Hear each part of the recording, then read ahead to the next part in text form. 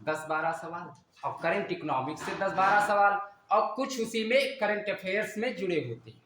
Current affairs आधी economics है। तो आज हम जो 8 तारीख को हमने चर्चा की थी परंपरागत तथ्यों पर, और आज सिर्फ करंट इकोनॉमिक्स में। ये एक संयोग है कि आज क्लास हमारी मिल गई हमको, तो बड़ा खुशी है। चलो, हमको अच्छा रहेगा कि हम थोड़ा बहुत बता सकते हैं, और जितनी भी चीज़ें हम बता चुके हैं, अगर नई चीज़ आज हम उसको दोहराते हैं तो कन्फ्यूजन भी पैदा करेगा। इसलिए उतना अगर पढ़ लिए तो पर्याप्त समझिए। वो गागर में सागर ही भर दिया है। मैंने फिर कहा है कि आप एक बार एक एक पेज को पलटिए और उस पेज के अंदर की क्वालिटी को पढ़िए। इस क्वांटिटी पर ना जाए कि 199 पेज है, तो 99 पेज को मैंने 2 भागों में भेजा था। वो मैं पूरी समरी थी आज तक अध्यापित शीर्षकों की, तो इसलिए आप उन पर विशेष ध्यान देंगे। अब हम अपनी बात पर आगे बढ़ रहे हैं करेंट इकोनॉमिक्स में, क्योंकि कोई भी चीज़ छूटने ना पावे। करेंट इकोनॉमिक्स, जीएस और करंट अफेयर्स, अगर ये चीज़ें तैयार हैं, अगर 100 के करीब पहुंच गए तो फ्री तो निकल ही जाएगा। ठीक है, कोई बहुत बड़ी बात नहीं है। ये आपको लगता होगा कोई बहुत बड़ी बात नहीं, अगर प्री निकल गया तो आत्मबल इतना बढ़ जाएगा, मेंस स्वतः निकल जाएगा। अगर प्री निकाल लिए तो हम आपके घर पर आकर के मेंस की तैयारी करा देंगे इकोनॉमिक्स की, ये मैं वादा करता हूँ। बहुत सौभाग्य की बात है कि आप सभी परीक्षा दे रहे हो। 14/5 देखिए, हमें अपने पर काबू करना चाहिए। हर एक परिस्थिति, हर एक वातावरण से सामंजस्य करें। मान लिया मैं प्रशासन में पहुंच गया तो फिर गर्मी प्राकृतिक और व्यक्तियों की सभी को बर्दाश्त करना सीखना होगा। बात समझिए। मान लिया मैं एसडीएम बन गया तो दबाव विधायक का भी तो आ सकता है। वो गर्मी दिखा रहा तो बर्दाश्त करना सीखिए। आप प्रशासन के योग्य माने जाएंगे। ठीक है, तो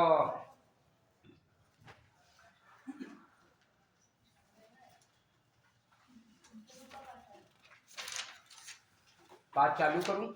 बोल आता रहेगा, समय क्यों बर्बाद किया जाए। देखिए, उत्तर प्रदेश की जनगणना 2-3 प्रश्न, ऐसा कोई साल नहीं है जिस साल पूछे न जाते हो 2-3 प्रश्न। मैं संक्षिप्त चर्चा करते हुए आगे बढ़ता जाऊंगा। प्रदेश की कुल जनसंख्या 2011 के अनुसार, आप जानते हैं कि भारत में पहली जनगणना वर्ष 1872 में शुरू हुई, लेकिन क्योंकि जनगणना का काम प्रत्येक 10 वर्ष के अंतराल में, प्रश्न आता है कि जनगणना का कार्य कितने वर्षों के अंतराल पर होता है, तो 10 वर्षों के अंतराल पर होता था। लेकिन 1872 और इसके आसपास विधिवत जनगणना का कार्य नहीं होता था। लेकिन सन 1881 से लॉर्ड रिपन के शासनकाल से विधिवत जनगणना का काम प्रारंभ हुआ प्रत्येक 10 वर्षों के अंतराल पर। इसी परिप्रेक्ष्य में कुल जनसंख्या में उत्तर प्रदेश विश्व के चीन, अमेरिका, भारत, इंडोनेशिया आदि देशों के पश्चात 5वां स्थान रखता है। आप उत्तर प्रदेश को ये मान लीजिए कि कितना बड़ा देश है, कि भारत में जनसंख्या की दृष्टि से सबसे बड़ा राज्य उत्तर प्रदेश है, जो कि भारत की 16 पॉइंट कुछ प्रतिशत जनसंख्या उत्तर प्रदेश में निर्वासित है। अमेरिका, चीन और इंडोनेशिया आदि जो देश हैं हमारे, इन देशों की तुलना में भारत का 5वां स्थान, इसके बाद अगर जोड़ा जाए तो 5वें नंबर पर आता है। यहां तक आए क्या चीज, भारत का विश्व में 5वां स्थान है। विश्व में जनसंख्या का भारत में देखिए, विश्व का लगभग 17.5% तो भारत में है, और भारत का नियर अबाउट 16-17 के करीब 16 पॉइंट उत्तर प्रदेश में निवास करती है। लेकिन संपूर्ण विश्व की तुलना में अगर देखा जाए तो उत्तर प्रदेश का इतना पूछेंगे कि एक स्टेट का नहीं, तो देशों की बात होती है। इसका आंकड़ा तो जनगणना में अभी देखा नहीं, देखना पड़ेगा। अगर आप सीतापुर की बात करें तो कैसे बताऊं, तो प्रदेश में हमें मिलेगा, विश्व स्तर पर तो मुश्किल है। तो देश के कुल ग्रामीण जनसंख्या में उत्तर प्रदेश का स्थान देश में पहला है और उसका प्रतिशत जो है 18.63%। अगर आपसे प्रश्न पूछा जाए कि देश में जनसंख्या की दृष्टि से उत्तर प्रदेश का पहला स्थान है, तो ग्रामीण जनसंख्या का प्रतिशत कितना है? 18.63% है। औसत जनघनत्व कितना है आप बताइए? खुली चर्चा, उत्तर बताइए, फोन बंद करिए अब इस समय 1.5 घंटे के लिए हम। हाँ 829। जब आप बताएंगे तो और लोग भी सुनेंगे, याद भी होगा। खुली चर्चा 829 प्रति वर्ग किलोमीटर उत्तर प्रदेश का जनघनत्व है। औसत लिंगानुपात 912 है प्रति 1000 पुरुषों पर।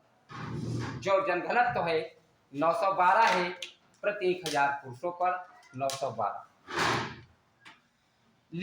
लिंगानुपात में सभी राज्यों में भारत का स्थान 26वां है और इसकी साक्षरता उत्तर प्रदेश की 67.72% है।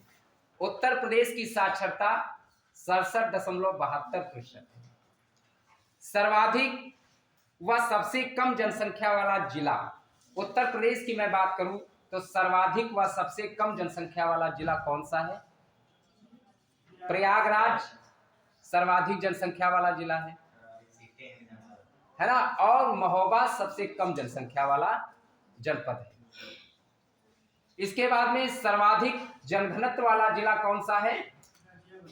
गाजियाबाद है, 3971 व्यक्ति प्रति वर्ग किलोमीटर। कारण भी यूं है कि वो दिल्ली से सटा राज्य, दिल्ली एनसीआर क्षेत्र में आता है और सबसे कम जनघनत्व वाला राज्य ललितपुर है और सबसे कम सर्वाधिक लिंगानुपात वाला जिला कौन सा है? जौनपुर। कितना है? 1024 से तो केरल के बराबर पहुंच गया। और गौतम बुद्ध नगर सबसे कम।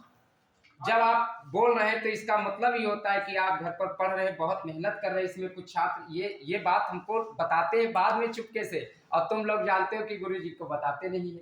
बताते हैं कि मैं पढ़ रहा हूँ, गुरुजी को मेहनत से आप सहृदय आशीर्वाद दीजिए। और ये हम पूर्ण विश्वास के साथ आज कहते हैं, आज 10 तारीख है, 10वीं की तिथि को विजय प्राप्त करेंगे। 10वीं में विजय प्राप्त किया था किसने? असफलता पर सफलता की विजय। जोड़ दिया, असफलता शब्द नहीं आना है। और परिश्रम के पसीने में ही सफलता की मिठास छिपी हुई है। ईश्वर करे लाइट ना आए।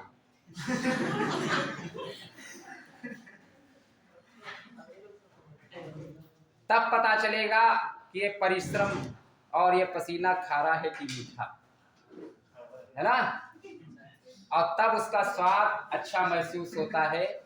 14 तारीख को आप सफल हो। मैं नित्य प्रति हर क्षण ईश्वर से यही कहता हूं और ये पूर्ण विश्वास है कि अब कब मिले ये पता नहीं है, लेकिन निश्चित सफल होंगे। मैं फिर कह देता हूं,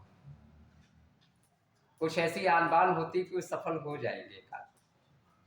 अब 1 आध और 0, इसका मतलब ये है कि वो एक कौन है ये पता नहीं, वो एक आप सब है। प्रतियोगिता है, आप सब है, ये समझ लीजिए। प्रयास करते रहिए। हमने कुंजी तो बता दी है जो पूछा था। इसके बाद में न्यूनतम लिंगानुपात वाला जिला कौन सा है? गौतम बुद्ध नगर। गौतम बुद्ध नगर। बहुत अच्छे, खूब मेहनत कर रहे हो, इस बात से हम बेहद खुश हैं। प्राकृतिक समृद्धि दर उत्तर प्रदेश की कितनी है? 2020 के अनुसार प्राकृतिक समृद्धि दर 18.7%। लिख भी लीजिए अगर जो चीज है। फिर अब मैं अभी करंट पर आता हूं।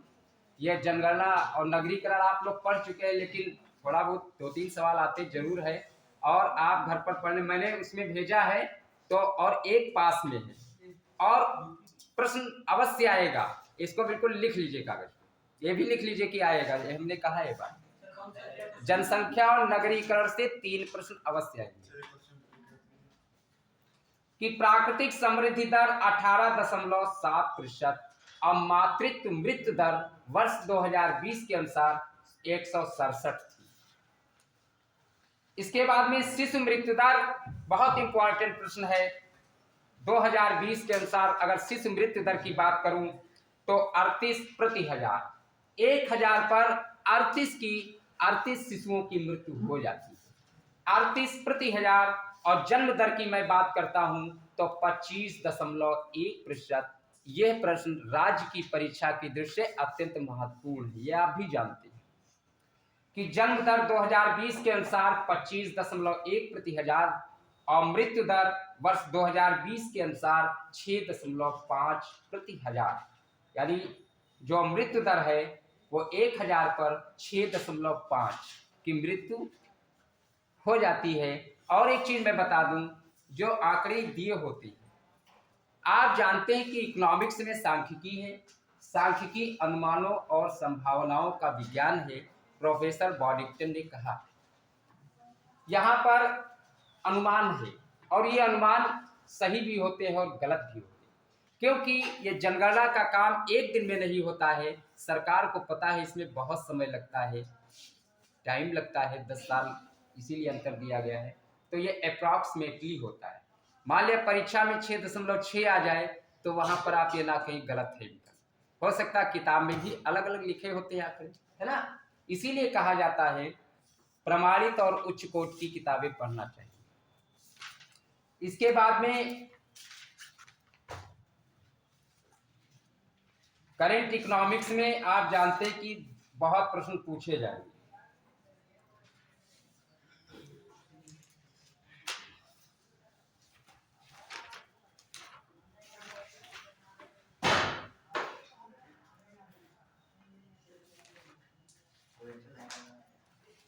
अरे रहने दो, लाइट नहीं तो क्या हो गया। स्वच्छ सर्वेक्षण 2022, आप जानते हैं कि जब सरकार 2014 में भारत में बनी एनडीए, तब से जो है स्वच्छता के लिए सरकार काफी कटिबद्ध है। ये बात मानते हो? हम आप भी कटिबद्ध हैं। घर पर बिल्कुल डस्ट नहीं अंदर आने देते हैं, यहाँ भी दरवाजा बंद कर देते हैं। क्यों? क्योंकि इतना भौतिक संसाधन है, एसी भी चलता है, पंखा भी चलता है, डस्ट आएगी। स्वच्छता के लिए इतना हम सभी कटिबद्ध हैं, तो इसके लिए भारत सरकार भी कटिबद्ध है। प्रश्न आते हैं, जैसे प्रश्न बना कि स्वच्छ सर्वेक्षण 2022 में सबसे स्वच्छ शहर की अगर मैं बात करूं तो कौन सा है? इंदौर। और इंदौर मध्य प्रदेश में है। लगातार 6ठी बार इसको सबसे स्वच्छ शहर का दर्जा प्रदान किया, मध्य प्रदेश का इंदौर 6ठी बार। और लखनऊ का स्थान 17वां है। लिख लीजिए अगर हो सकता है नाम लीजिए कि स्वच्छ सर्वेक्षण जो 2022 के अंतर्गत हुआ है, इसमें लखनऊ का स्थान 17वां है, वाराणसी का स्थान 21वां और कानपुर 29वां यह स्थान इसका रहा है।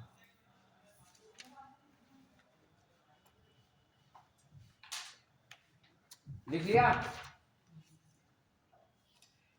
यूपी का पहला गांव जहां हर गांव आरओ पानी की आपूर्ति की गई। बरेली में है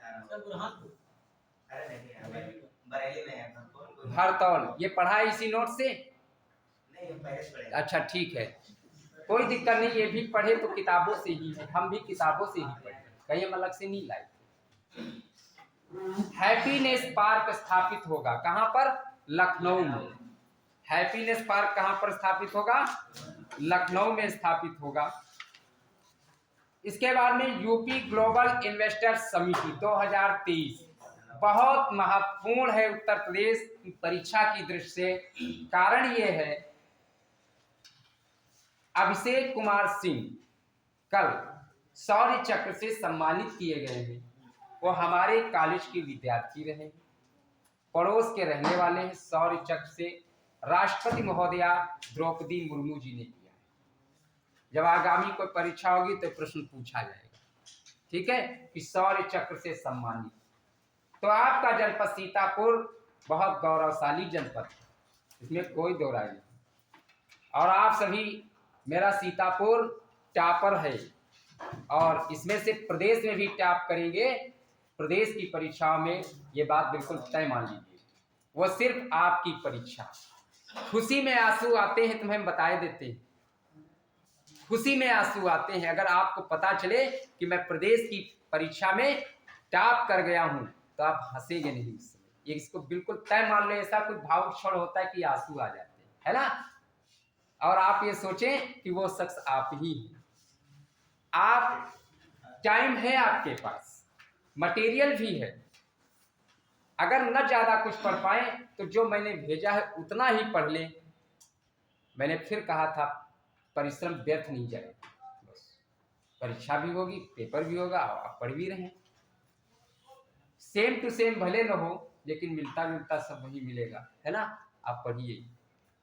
तो यूपी ग्लोबल इन्वेस्टर समिट 2023 में कितने देशों की भूमिका थी? 40 देशों की सहभागिता रही, जिसमें कि 10 देश अत्यंत सहयोगी रहे हैं, जिसमें कि नीदरलैंड, डेनमार्क, सिंगापुर, जापान, दक्षिण Korea, Australia, Italy, UAE, UK और मॉरिशस।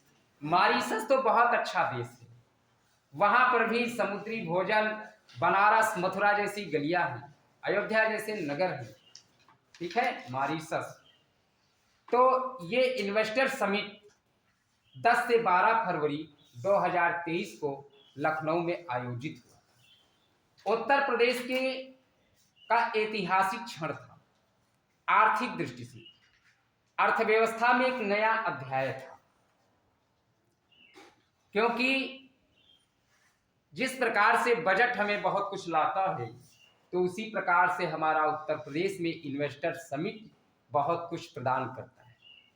ये कोई जरूरी नहीं है कि हम सरकारी सेवा में जाएं। ये जो इन्वेस्टर्स, निवेशक आते हैं, लखीमपुर में भी निवेश कर रहे हैं और सीतापुर में भी कर रहे हैं। तो जो हमारी पीढ़ी है, तो वो रोजगार के लिए तो प्रेरित है कि रोजगार हम पाएं और करें। तो जब इन्वेस्टमेंट वो करेंगे तब न नई पीढ़ी रोजगार पाएगी। तो इसके लिए बहुत महत्वपूर्ण चीज है, जिसका आयोजन लखनऊ में हुआ था और इसका उद्घाटन 10 फरवरी को हुआ था। आज भी 10 मई है। तो 10 फरवरी 2023 को प्रधानमंत्री नरेंद्र दामोदर दास मोदी जी के द्वारा इसका उद्घाटन हुआ। आप खुद सोचिए कितना महत्वपूर्ण उत्तर प्रदेश ही नहीं बल्कि देश के लिए, और यहाँ तक वैश्विक स्तर पर भी है कि विदेश के 40 देश, वहां के भी निवेशक आएंगे और 10 देशों ने तो पूर्णतया समर्पण भाव से यहाँ पर लगे, और भारत के तो हैं ही। इसका समापन 12 फरवरी 2023 को राष्ट्रपति द्रौपदी मुर्मू के द्वारा किया। ग्लोबल इन्वेस्टर समिति 10 से 12 फरवरी 2023, आयोजन स्थल लखनऊ, उद्घाटन प्रधानमंत्री जी के द्वारा और समापन राष्ट्रपति महोदया के द्वारा। उत्तर प्रदेश सरकार का शीर्ष निवेश सम्मेलन रहा है, जिसमें कि भारत का जो सपना है $5 ट्रिलियन बनाने का, किस वर्ष तक 25 तक, 2024 में चुनाव होगा। 24 में चुनाव तो रोज होते हैं, चुनाव की वजह से ही बसें बहुत कम। तो 5 ट्रिलियन अर्थव्यवस्था बनाने का लक्ष्य भारत सरकार का है। बात समझ रहे हो? अब ये इन्वेस्टर समिट जो है, देश की जनसंख्या में उत्तर प्रदेश का एक महत्वपूर्ण स्थान है। तो उत्तर प्रदेश का भी लक्ष्य 1 ट्रिलियन है। अगर ये प्रश्न पूछा जाए तो आप लिख सकते हैं कि $1 ट्रिलियन की अर्थव्यवस्था का लक्ष्य रखा गया है अगले 5 सालों के लिए, यानी 2028 तक मान लीजिए, जब 10 से 12 फरवरी में हो रहा है और $1 ट्रिलियन अर्थव्यवस्था का लक्ष्य रखा गया अगले 5 वर्षों के लिए, तो 2028 तक, और 5 ट्रिलियन देशव्यापी आर्थिक नीति में 2025 तक। इसके बाद में इस सम्मेलन में 19,000 से अधिक समझौता ज्ञापन आए, जिसमें कि लगभग 33.50 लाख करोड़ रुपए का निवेश प्राप्त हुआ। 40 देश, 10 अत्यंत सहभागी देश। तो इसमें कितने निवेशकों के समझौता आए? 19,000 से अधिक। अब कितने लाख करोड़ का निवेश था? 33.50 लाख करोड़ रुपए का निवेश प्रस्ताव पास हुआ। प्रश्न आता है कि Uttar Pradesh global investor summit 2023 में कितने लाख करोड़ या कितने रुपए का प्रस्ताव पास हुआ? तो आपका उत्तर क्या होगा? 33.50 लाख करोड़ रुपए का। उत्तर प्रदेश में निवेश प्रस्तावों के आधार पर पश्चिमी क्षेत्र में बहुतायत निवेशक निवेश करने के लिए प्रेरित हुए। पश्चिमी उत्तर प्रदेश, अब वो क्यों? वहां पर उनको निवेश करने के लिए अनुकूल वातावरण मिला, कि वहां पर निवेश की दृष्टि से उत्तम वातावरण है, इसलिए पश्चिमांचल में कुल निवेश का लगभग 45%, यानी 33.50 लाख करोड़ रुपए का 45% निवेश पश्चिमी उत्तर प्रदेश के लिए, यानी सर्वाधिक क्षेत्रवार निवेश की बात करते हैं। अगर चारों क्षेत्र हैं तो उसमें पश्चिमी उत्तर प्रदेश को सर्वाधिक महत्व दिया गया। इसके बाद में पूर्वांचल निवेश के मामले में द्वितीय स्थान रखता है, जो कि कुल निवेश का 29% प्राप्त करता है। यानी कुछ निवेशकों ने कहा कि पूर्वी उत्तर प्रदेश में हम अपना धन लगाएंगे। इसके बाद में मध्य यूपी, मध्यांचल तथा बुंदेलखंड में से प्रत्येक को कुल निवेश का 13% प्राप्त हुआ, और जिसमें बुंदेलखंड में सर्वाधिक निवेश झांसी को प्राप्त हुआ है। झांसी, आप जानते हैं कि झांसी भी एक बहुत अच्छा क्षेत्र है, और निवेश प्राप्त हुआ है कुल निवेश का 4.70%, यानी 1.35 लाख करोड़ रुपए। और लखनऊ को कितना? 6.79%। अब आप देखिए कि एशिया की सबसे बड़ी फैक्ट्री बर्जर कंपनी लखनऊ और संडीला में लगभग 1000 एकड़ में, मतलब वो तो औद्योगिक हब है, लखनऊ ही माने उसको, संडीला थोड़ी ना माने, लेकिन अब संडीला में है, हरदोई जिला लगता है कि एशिया की सबसे बड़ी कंपनी वहां संडीला में स्थापित हो रही है। ये बहुत बड़ी बात है। हजारों कर्मचारी काम करेंगे, वो देवता काम करेंगे, कर्मचारी नहीं है। कर्मचारी शब्द गलत है, कर्मचारी शब्द गलत है, इसको भी हटा देना। वो श्रमिक देवता है, क्योंकि मैं देखता हूं कि हे दृष्टि से देखते हैं कि तुम दूर रहो। नरेंद्र मोदी जी ने बनारस में जो मंदिर की जो साफ सफाई का काम करते, कितना सम्मान दिया था बताओ भाई? टीवी तो देखते होगे। नमस्ते योजना, नमस्ते योजना बहुत महत्वपूर्ण है, स्वच्छता से संबंधित नमस्ते योजना, समझ गए? हाँ, तो ये नहीं कि आप इन सबको हल्का ले, ये बहुत अच्छी चीजें हैं और इससे सम्मान मिलता है और बढ़ता है, कोई छोटा बड़ा नहीं हो जाता है। अगर आप सम्मान दूसरे को देंगे तो ये निश्चित मान लीजिए ये कुदरत की देन है कि आपको भी सम्मान मिलेगा, और जैसा करेंगे वैसा पाएंगे। और कागज के फूलों से खुशबू नहीं आती है। अगर आप परिश्रम करेंगे तो सफलता मिलेगी, अगर परिश्रम करते सफलता मिलेगी। अगर परिश्रम करते हैं और सफलता ना मिले तो संदेह ऊपर वाले पे हो जाएगा कि न्याय नहीं मिला।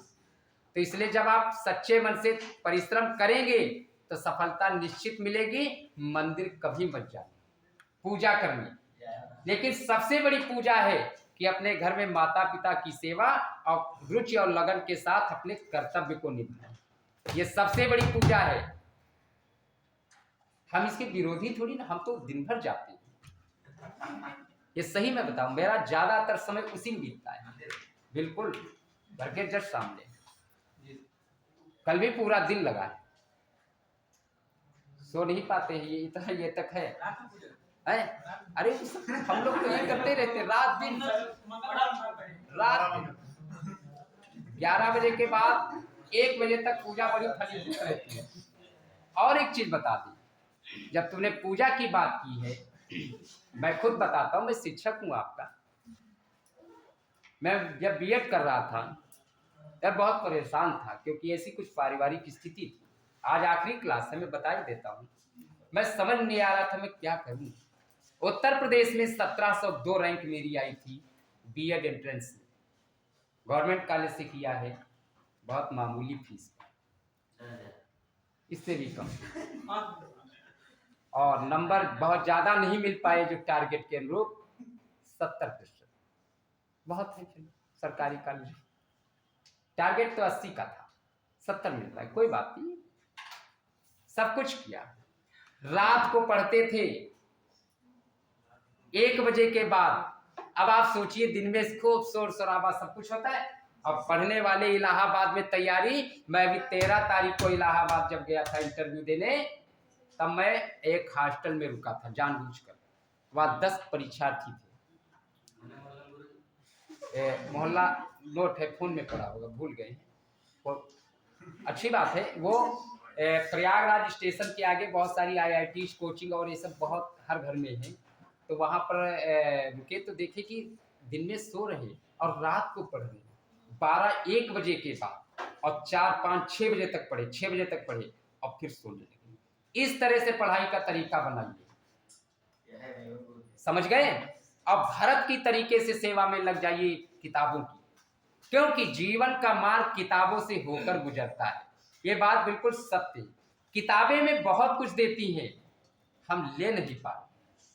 अगर आप चिंतित परेशान हैं, बात हंसने की नहीं, गौर करिए। ये हमको किसी और ने नहीं बताया, मैं खुद अनुभव लेकर यहाँ खड़ा हूँ, ये मेरा खुद का अनुभव है। अगर किताबें नहीं होती तो हम यहाँ कैसे होते, अगर यदि किताबें नहीं होती तो हम वहां भी कैसे होते।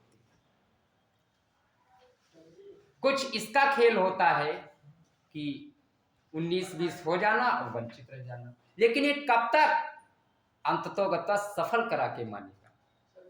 हाँ, अगर विद्यार्थी हमारे जो है 1 बजे के बाद अगर पढ़ना चालू करेंगे तो सुबह हमको लगता है 10-11 बजे तक सोएंगे। तो इस पर नियंत्रण, बहुत से बच्चे ऐसे होंगे जो घर में काटे जाएंगे और विद्यालय काक चेष्टा वको ध्यानम, क्या मतलब इसका हुआ। अब हम कुछ बोलेंगे नहीं। विद्यार्थी पंच लक्षणम, बस पर्याप्त है, इतना तुम समझ गए। ठीक, चलो ठीक है, फिर अपनी बात पर आते हैं। तो लखीमपुर खीरी को 1.49% मिला, यानी ग्लोबल इन्वेस्टर समिट के बारे में कुछ पूछना है आपको, पूछ लीजिए। नहीं पूछना है, ठीक। अब हम आगे बढ़ते हैं। वैश्विक मिलेट्स श्री अन्न सम्मेलन नई दिल्ली में हुआ था। अब क्यों? संघीय बजट में श्री अन्न योजना का उद्घाटन किया गया। भारतीय बाजरा अनुसंधान संस्थान हैदराबाद में है, उसको इसका भार दिया गया कि आप मिलेट्स जो हमारे श्री अन्न है, श्री अन्न का मतलब मोटे अनाज, और मोटे अनाज का मतलब सावा, कोदो, ज्वार, बाजरा, इन सब चीजों का महत्व दिया गया।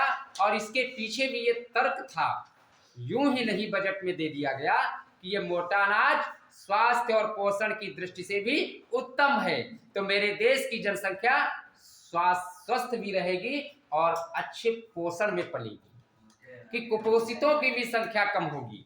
क्योंकि अब देखिए, ज्वार और बाजरा से बहुत सारे फूड्स तैयार होते हैं, उसको खाएं, लेकिन आजकल लोग टेढ़े मेढ़े, चोंगे पोंगे ये सब खाते हैं, इसमें बड़ी दिक्कतें हैं, है ना।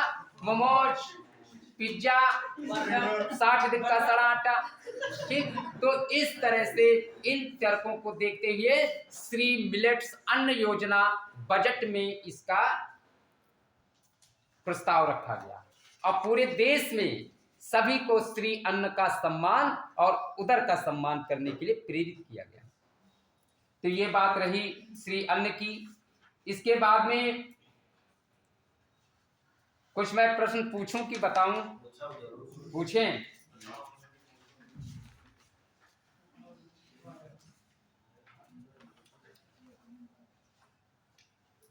आरबीआई के गवर्नर शक्तिकांत दास कौन है? आरबीआई के बारे में आप जानते होंगे कि रिजर्व बैंक ऑफ इंडिया 1925-26 में हिल्टन यंग कमीशन की संतुष्टि के आधार पर प्रश्न आता है कि आरबीआई की स्थापना देश में हुई रिजर्व बैंक ऑफ इंडिया की, तो ये किसकी संतुष्टि पर हुई? किसने इसका अनुमोदन सबसे पहले किया? किसने कहा कि एक होना चाहिए? तो हिल्टन यंग कमीशन की संतुष्टि पर रिजर्व बैंक ऑफ इंडिया की स्थापना की गई, जो कि बैंकों का बैंक है और देश का केंद्रीय बैंक है। इसके लिए 1934 में एक अधिनियम बनाया गया। प्रश्न अगर पूछा भी जाए कि आरबीआई का अधिनियम कब पारित हुआ, तो कब हुआ? 1934 में, और 1 अप्रैल 1935 से रिजर्व बैंक ऑफ इंडिया ने कार्य करना प्रारंभ कर दिया। इसके बाद में 1 जनवरी 1949 को रिजर्व बैंक ऑफ इंडिया का राष्ट्रीयकरण कर दिया गया। बात समझ में आई? पूर्व में 1969 को 14 बैंकों का राष्ट्रीयकरण किया गया था। उस समय देश की प्रधानमंत्री स्वर्गीय श्रीमती इंदिरा गांधी जी थी। इसके बाद में उन्हीं के कार्यकाल में 1980 में 6 बैंकों का राष्ट्रीयकरण किया गया। इसके बाद में न्यू बैंक ऑफ इंडिया का विलय पंजाब नेशनल बैंक में कर दिया गया। वर्तमान में हमारे देश में 12 सार्वजनिक बैंकें हैं, क्योंकि वर्तमान एनडीए सरकार ने अब बैंकों का जो विषय है ये संघीय सूची का विषय है कि अगर आपका ऋण माफी भी होना है तो जो राष्ट्रीयकृत बैंकें हैं उनमें केंद्र ही पैसा माफ करेगी। अगर यहाँ के लोग कह दे माफ कर देंगे तो गलत तरीका होगा। यहाँ के लोग सिर्फ सहकारी बैंकों का ही कर्ज माफ कर सकते हैं, जो ग्रामीण सहकारी समिति होती है उत्तर प्रदेश के हाथ में होता है, वो के राष्ट्रीयकृत बनते संघीय सूची में आता है। तो कहने का तात्पर्य यह है कि मौद्रिक नीति समिति द्वारा कुछ घोषित दरें भी। प्रश्न बहुत इंपॉर्टेंट है। प्रश्न अक्सर सुनते होंगे आप कि उनका तो हर बार प्री निकल जाता है, मेरा क्यों नहीं निकलता? सुने होंगे? सुने होंगे ना? तो ये क्यों? एक पढ़ने का एक तरीका होता है, काट छाट के पढ़ने का तरीका होता है। जैसे अब आप सोचिए, जनगणना नगरीकरण मैंने बताया, ध्यान दीजिए कि 2-3 प्रश्न आने हैं कि नहीं आने हैं 2-3 प्रश्न। ठीक, इसके बाद में मौद्रिक मुद्रास्फीति और मौद्रिक और बैंकिंग में आ गए, तो मौद्रिक दरें ये घोषित होती हैं।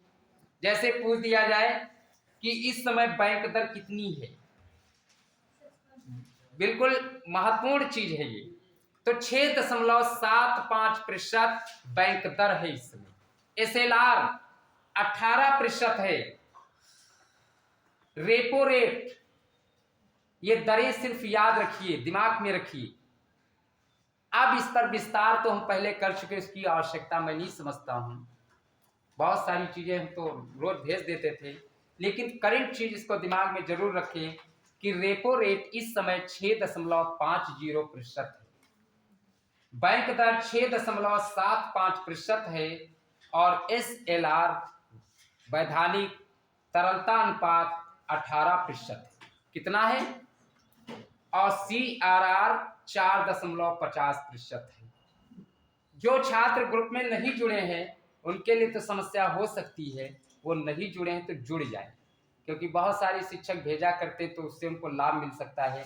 बाकी ग्रुप पर सब पढ़ा है, बहुत ज़्यादा लिखने की जरूरत नहीं, लेकिन जब बीच बीच में लिखते रहते एक बात को कई बार तो दिमाग में हमारी छा जाती, याद नहीं करना पड़ता है।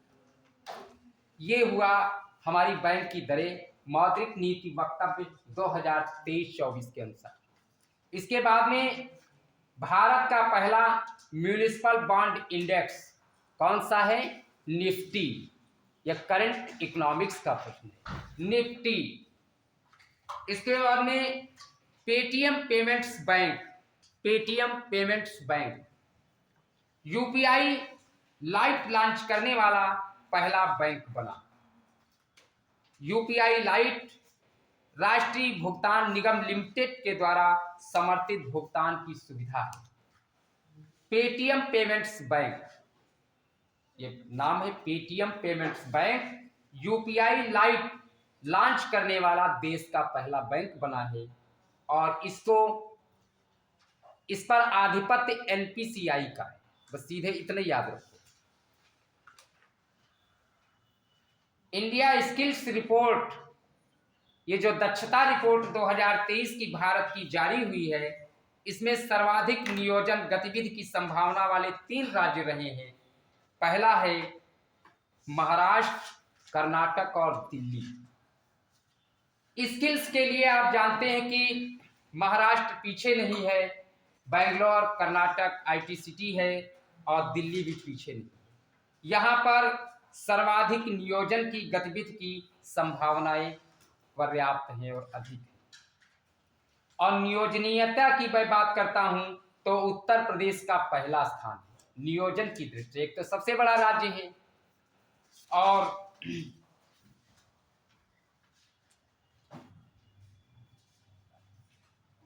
एक प्रश्न है कि नवंबर 2022 में आंकड़ा है कि बैंक दर के आधार पर जो बैंक की हमारी दर है वो कितनी है, 6.75% है ना। तो बैंक दर के आधार पर एक समान स्वर्ण की कीमत लागू करने वाला देश का कौन सा राज्य? केरल। स्वर्ण के समान कीमत लागू करने वाला वो राज्य हमारा केरल है, जहां का लिंगानुपात कितना है, 1084। कितना है? और वहां पर गरीबी भी कम है, साक्षरता की दृष्टि से भी सबसे ज्यादा है। अब तुम सुनो कि गरीबी क्यों है, लिंगानुपात क्यों बेटर है, क्यों? इस देश के निर्माण के लिए, पुरुष के निर्माण के लिए शिक्षा बहुत आवश्यक है। बात मानते हो? अगर व्यक्ति को शिक्षित कर दिया जाए, खाली हाथ घर से भेज दो, पैसा कमा लेगा, पेट भर लेगा। बात मानते हो? बस शिक्षित कर दो। केरल शिक्षित है और जब शिक्षित है तो वही धनी होगा। बिल्कुल सत्य चरितार्थ मैं बात, देखिए आज तो मैं बिल्कुल कट सत्य बोल रहा हूं, मैं गुस्से में नहीं।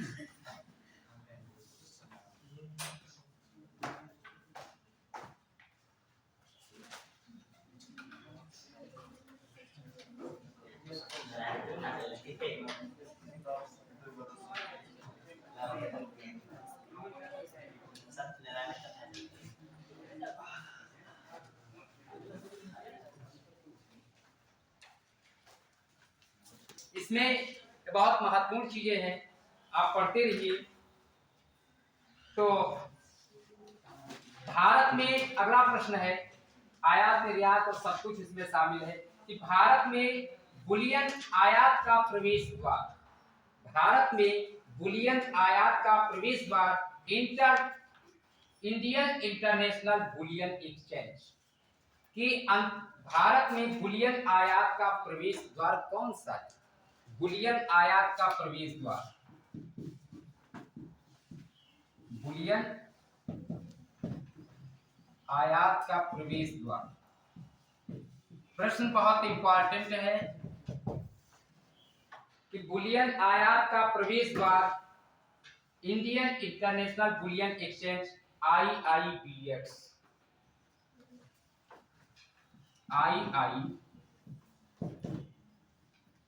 IIBX। आप देखिए, सोचते होंगे कि IIBX गुजरात गांधीनगर में अंतरराष्ट्रीय बुलियन का प्रवेश द्वार है, जो कि गुजरात गांधीनगर में है, गांधीनगर गुजरात राज्य में।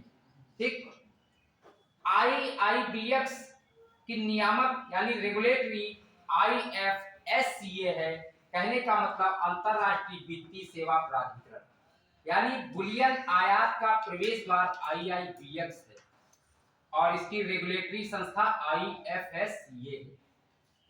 इसके बाद में आपसे प्रश्न है, अशोधित जन्म दर भारत की कितनी है वर्ष 2020 के?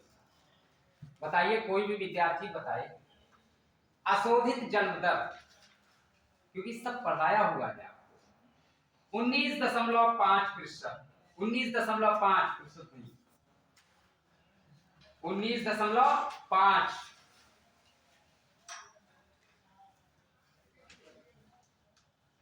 उत्तर प्रदेश आर्थिक समीक्षा की मैं बात करता हूं। कुछ प्रश्न है उत्तर प्रदेश आर्थिकी, जिसमें 2011 आधार वर्ष कौन सा है? 11-12, क्योंकि कई बार प्रश्न पूछा गया है कि आधार वर्ष तो 2011। इसमें प्रचलित कीमतों पर प्राथमिक क्षेत्र का योगदान, प्राथमिक क्षेत्र अर्थव्यवस्था के रीढ़ की हड्डी मानी जाती है और उसका योगदान कुल GSDP का 28.11%। द्वितीय क्षेत्र का 24.61% और शेष तृतीय क्षेत्र। इसके बाद में राज्यों का प्राथमिक घाटा वर्ष 2022-23 में लगभग 1.72% के स्तर पर रहने का अनुमान। ये सिर्फ एक अनुमान ही है, करेक्ट एग्जैक्ट डेटा इकोनॉमिक्स में नहीं हो पाता है, क्योंकि गणना और संभावना का विज्ञान है और समय को झूठ भी बोलते हैं और झूठ ये 3 प्रकार के होते हैं। समझ गए? स्टैटिस्टिक्स में है ये हम नहीं कह रहे हैं, सांख्यिकी में। इसके बाद में प्रधानमंत्री जनधन योजना में आपने नाम सुना होगा कि भारत सरकार की महत्वाकांक्षी योजना है। उसमें प्रधानमंत्री जनधन योजना में सर्वाधिक खाते खोलने में किस प्रदेश का पहला? प्रधानमंत्री जनधन योजना में 17.46%, 17.46% खाता खोलने में उत्तर प्रदेश का पहला स्थान। किसका स्थान है? उत्तर प्रदेश का देश में पहला स्थान। रैंप योजना, एक रैंप योजना है, RAMP, यहां लिखते, वहां लिखेगा रैंप, ये लिखा है, ठीक। अब इस रैंप का फुल फॉर्म क्या होता है? देखिए, MSME, सूक्ष्म लघु मध्यम उद्योग, MSME के प्रदर्शन को बेहतर बनाने के लिए rising and accelerating MSME performance पर 808 मिलियन अमेरिकी डॉलर या 6062.45 करोड़ रुपए विश्व बैंक से सहायता की मंजूरी मिली है वर्ष 2021-22 से 2025-26 तक। 2021-22 से 2025-26 तक ये रैंप योजना विश्व बैंक से मंजूरी मिली है।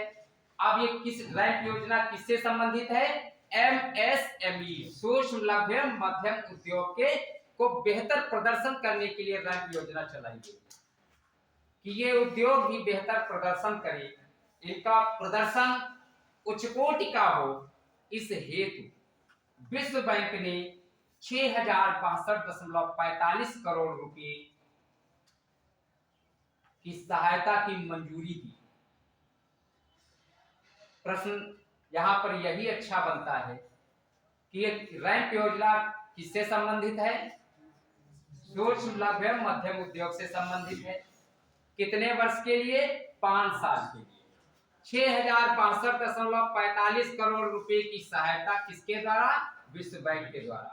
और वो वर्ष कौन से हैं? 2021-22 से 2025-26 तक रैंप योजना। बस इतना इसके बारे में जाने, क्योंकि इससे ज्यादा जाना ठीक नहीं है। और एक चीज मैं बता दूं, यह वर्ल्ड बैंक की सहायता से केंद्रीय योजना है।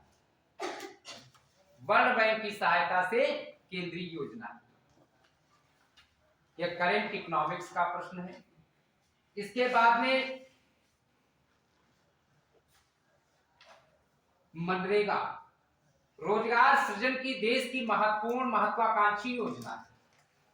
मनरेगा के बारे में आप जानते हैं कि वर्ष 2022-23 में 26.29 लाख मानव दिवस सृजित किया गया है। अब इस सृजन में उत्तर प्रदेश का पहला स्थान मनरेगा में। मनरेगा 2005 कब 2005 इसके नरेगा 2005 2 अक्टूबर 2009 मनरेगा। जब उसका नाम बदला जाएगा तब ना उसको कहोगे पहले नरेगा था, अब क्या हो गया पूरा मन ही हो गया है मनरेगा। ठीक है, तो इसका देश में पहला स्थान। प्रधानमंत्री ग्राम सड़क योजना हेतु आप देखते हैं कि जब गांव से निकलो प्रधानमंत्री ग्राम सड़क योजना बहुत अच्छी योजना है, क्योंकि जब मैं रास्ते से हम आप सब निकलते हैं बड़ी खराब हो। कल मैं लौना गए थे, गांव है सरैया के पास, वहां प्रधानमंत्री ग्राम सड़क योजना देखा कि आपके इससे भी चौड़ी सड़क फर्स्ट क्लास बन रही है गांव में, है ना। विकास के लिए दूरस्थ क्षेत्रों को विकास से कनेक्ट करने के लिए ये योजनाएं चलाई जाती है कि ये दूर के जो क्षेत्र हैं गांव हैं ये भी इनका भी अभूतपूर्व योगदान हो देश की अर्थव्यवस्था में, इसीलिए सड़कों का जाल बिछाया जाता है। गड्ढा मुक्त प्रदेश अरे है, तुम यहाँ सीतापुर से बाहर गए नहीं हो क्या?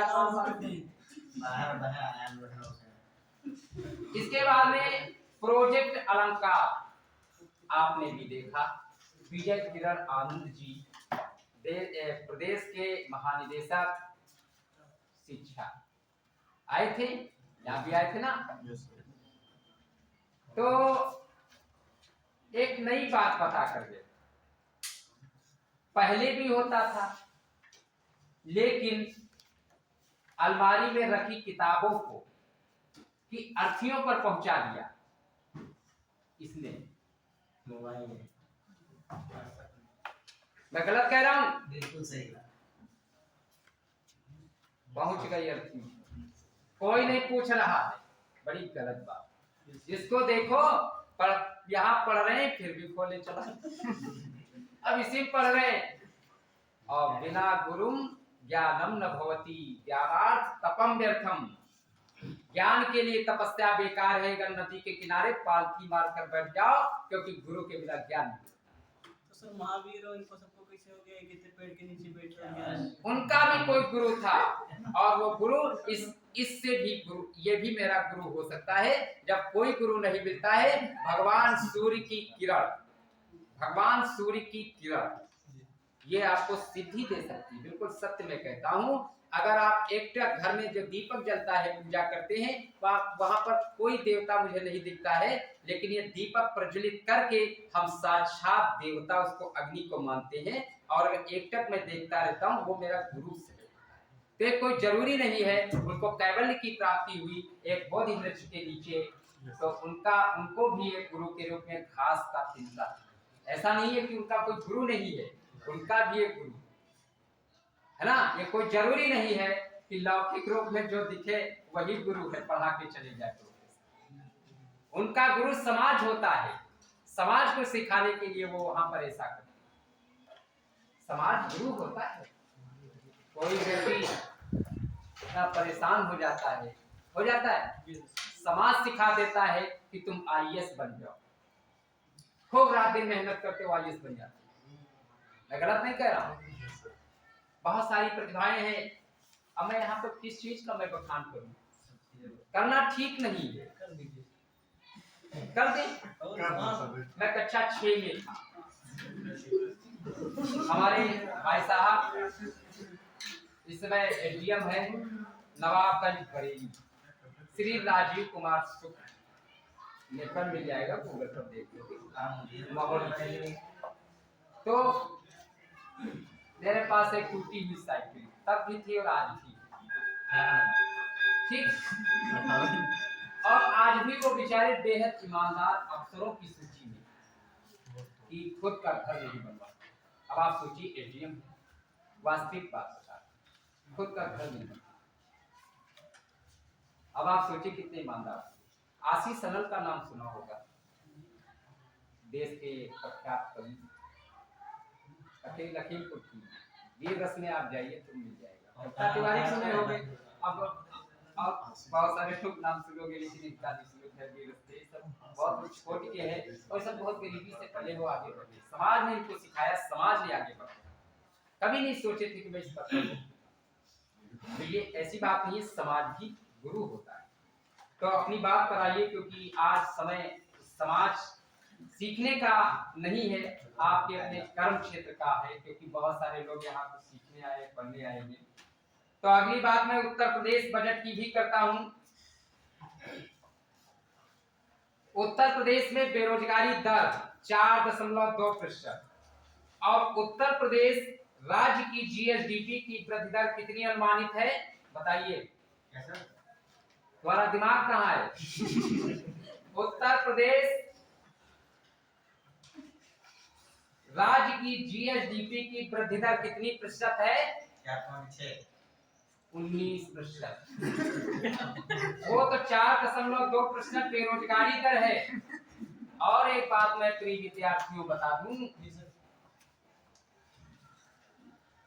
तुम्हारी भी शादी भी नहीं हुई। बहुत सारे लोग, बिल्कुल सही कह रहा हूं, पाले नहीं पड़े हो तो कुछ भी कह। मैं इस समय देखता हूं, मैं अपने कॉलेज में 2 बच्चे लेकर इसी करीब धूप में आते, बीएड पीजी कॉलेज। फिर आज 11 तारीख, इससे कई साल विद्यार्थियों ने पूछा सर आए कि ना आए, बहुत ये लोग काम करते हैं, कई मैगरगंज महोली सीतापुर। हमने कहा रहने तो काम तो सब हो ही गया है, तो बच्चों को बुलाया गया था कि कहीं 10 और 15 को दिया। तो कहने का मतलब ये है कि 2-2, 3-3 बच्चों के माता और पिता पढ़ने आते हैं, और तुम यहाँ पर हमें हंसो या सोचो, क्या हम जानते नहीं? हमें सब पता है। तुम्हारी उम्र 26 साल, तो 13 साल तो मुझे पढ़ाते ही हो गया यूजी लेवल पर। तुम्हारी उम्र 26 साल लगा, तो मुझे 13 साल तो पढ़ाते हो रहा है इसी लेवल। इसके नीचे लेवल की मैं बातें नहीं कर रहा। और वहां पर ग्रेजुएट से ऊपर बच्चा है। तो कहने का तात्पर्य है कि जो बात बताई जाए वो पढ़े समझे। ये कोई जरूरी नहीं कि ठूस ठूस करके हम इकोनॉमिक्स ही आज भर दें। हो सकता है कोई ऐसी प्रेरक शक्ति आपको आज मिल जाए कि आपको पढ़ने के लिए प्रेरित कर दे, रात दिन पढ़े। माता पिता क्या भैया बंद कर दे आप, ऐसी शक्ति मैं देने आया हूं। पहला प्रश्न उनका था, मुझे बड़ा अच्छा लगा कि आपके पास 2 विकल्प, एक तो मास्टर चाबी और एक सामान्य चाबी। अगर जिस व्यक्ति ने दोनों चाबियों का प्रयोग कर लिया वो असफल नहीं होगा। ये बिल्कुल सत्य चरितार्थ है। आगे हम यहाँ मिले कि ना मिले ये हमको भी नहीं पता, ना तुम्हें भी पता, तुम्हारा भी सत्य पूरा है, लेकिन ये बात हमेशा के लिए गांठ बांध और इनमें से सफल भी होंगे। ये बार बार मैं कहता हूँ, और जब मैं बार बार कहता हूँ तो सरस्वती माँ 24 घंटे में एक बार जरूर जवाब आती है। और आप ये ना समझे कि ये देही में दुबले पतले हैं, ये सफल नहीं, वही सफल हो। टीना डाबी देश की आईएएस टॉपर, मैं कह रहा हूँ कुछ समझ रहे हैं। अभी एक मेरे मित्र है, उन्होंने कहा मेरा जिक्र ना करना, उनके 97% नंबर। अभी एक रिजल्ट आया, उन्होंने कहा जिक्र ना करना क्योंकि मैं जून तक का वेतन लेना चाहता हूं। अगर जिक्र कर देंगे तो मिठाई खिलानी पड़ेगी और खर्चा होगा। तो हमने कहा ठीक है, हम जिक्र नहीं करेंगे। लेकिन उनका आप सोचिए कि जिसके 97% नंबर हो तो सफलता पहले से पता थी। अभी लेखपाल का रिजल्ट आया, काहे का नौकरी छोटी हो बड़ी हो, वो लेखपाल नहीं, वो राजस्व निरीक्षक। ठीक, बस उसको लेखपाल ना समझे, उसको राजस्व निरीक्षक समझो। अगला प्रश्न है हमारा आपसे, देश की जीडीपी में उत्तर प्रदेश का योगदान कितने प्रतिशत है? 8%। सभी छात्र ध्यान दें कि उत्तर प्रदेश की जीडीपी में, देश की जीडीपी में उत्तर प्रदेश का योगदान 8% है।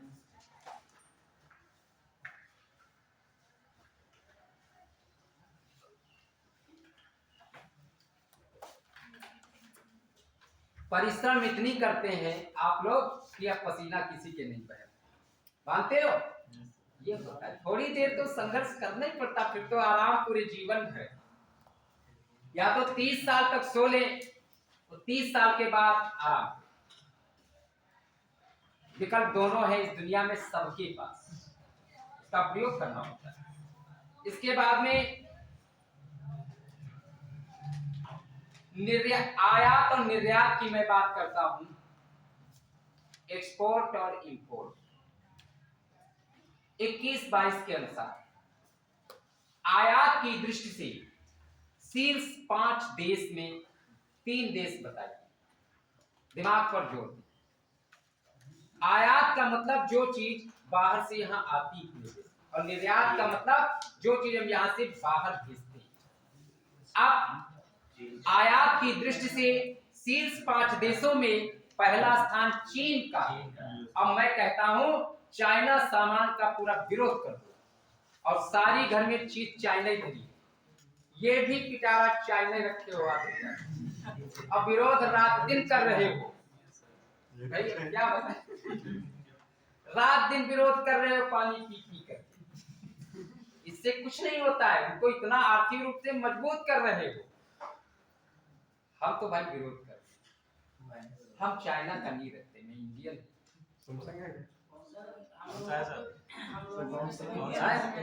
चाइना का नहीं, बस अब कोरिया का अगर प्रयोग कर सकते हैं कोई बात, छोटा देश है वो कुछ कर नहीं सकता भारत को, ठीक है। चीन 15.4%। इसके बाद में संयुक्त अरब अमीरात 7.3%, और संयुक्त राज्य अमेरिका से आयातित वस्तु का प्रतिशत 7.1%। ये इनका ये इतना हिस्सा प्रतिशत है आयात की दृष्टि से। तो आयात की दृष्टि से जो मंगाते हैं बाहर से, तो उसमें शीर्ष देश कौन सा है? चीन है ना। आयात का मतलब जो बाहर से वस्तु मंगाते हैं अपने देश में, तो सबसे ज्यादा कहां से मंगाते हैं? चीन से मंगाते हैं, पहला देश। दूसरा देश संयुक्त अरब अमीरात, और तीसरा United state of America.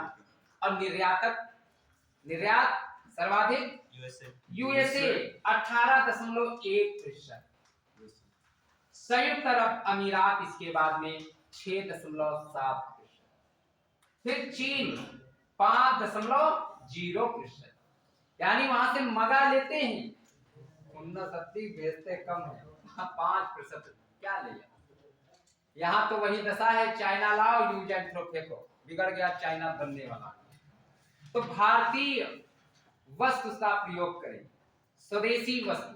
Mahatma Gandhi ji ने देखिए कितना ये हथियार के रूप में, आर्थिक हथियार के रूप में इसका प्रयोग किया। महात्मा गांधी जी ने 1937 में वर्धा शिक्षा योजना लागू की थी। बुनियादी शिक्षा, बेसिक शिक्षा जो तुम पढ़ रहे, उसमें काष्ठ कला के प्रयोग पर बल दिया। काष्ठ कला, पुस्तक कला एवं संबंधित कला पढ़े होंगे कक्षा 6-7-8। ये क्या था? ये जीविकोपार्जन से संबंधित था कि अगर कुछ ना मिले तो मैं अपनी जीविका को चला सकूं। अगला है विश्व व्यापार में भारत का स्थान पण्य निर्यात में 21वां है। निर्यात में 21वां है, और पण्य आयात में 14वां स्थान है, और सेवा निर्यात में 7वां स्थान है। सेवा निर्यात में 7वां स्थान है, और यह आंकड़ा वर्ष 2020 के अनुसार कि विश्व व्यापार में भारत का स्थान निर्यात की दृष्टि से 21वां आयात की दृष्टि से 14वां और निर्यात सेवा निर्यात की दृष्टि से 7वां स्थान। इसके बाद में मौजूदा डॉलर मापदंड के अनुसार भारत विश्व की 5वीं सबसे बड़ी अर्थव्यवस्था। आगामी मार्च तक, यानी जो बीत गया है मार्च, अभी हम 5 ट्रिलियन डॉलर तक नहीं पहुंचे, क्योंकि अभी हम 2023 में चल रहे हैं। तो आगामी मार्च तक भारत की नॉमिनल जीडीपी लगभग 3.5 ट्रिलियन डॉलर होगी, यानी मार्च तो बीत गया है, यानी इतनी है। और सरकार जो कहती है वो करती है, और वो है, और इस है में हमारा आपका योगदान। तो इसलिए हम खूब पढ़े लिखे मेहनत से, तभी योगदान अच्छा होगा। इसके बाद में आर्थिक आंकड़े 2022-23 से दिए गए हैं। मैं संक्षिप्त रूप में छुट्टा पूछता हूं।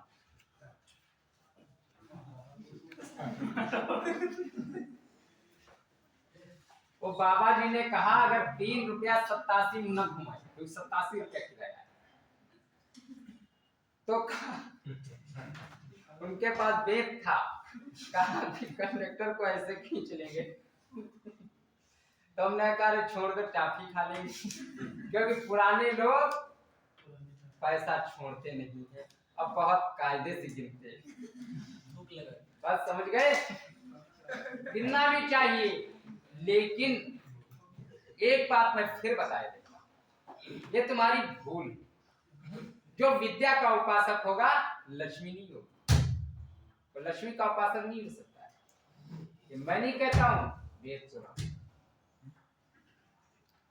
कनक कनक ते सौगनी कौन अलंकार है? समझ रहे होगे। फिर जो सरस्वती का उपासक होगा तो लक्ष्मी कैसे उपासना करेगा? रात्रि क्यों लक्ष्मी पे पढ़ रहे हो, तुम्हारा विद्या में दिमाग लगेगा, सोते जागते तुम्हारा दिमाग उसी में लगा रहेगा। तो इसलिए इसके उपासक बनोगे तो लक्ष्मी स्वतः आएगी, अगर उसके उपासक बनोगे तो ये भी चला जाएगा, जो है वो भी चला जाएगा, क्योंकि बिना इसके कुछ होना नहीं है। 10, 20, 50 करोड़ दे दिया जाए, बात समझ रहे हो? तो इसको पहले अर्जित करें। तो पहला यहाँ पर बात है कि भारत की मुख्य खाद्य फसल कौन सी है? चावल है। और ये चावल क्यों है? क्योंकि हर जगह उपलब्ध है, किफायत मात्रा में भी मिल जाता है। आप सोचिए कि लोग बाहर रहते हैं, हमारे जैसे, आप जैसे विद्यार्थी इलाहाबाद में पढ़ रहे हैं, बैठ गया हूं, मैं देखा हूं कि सुराही में पानी, प्लेट में चीनी।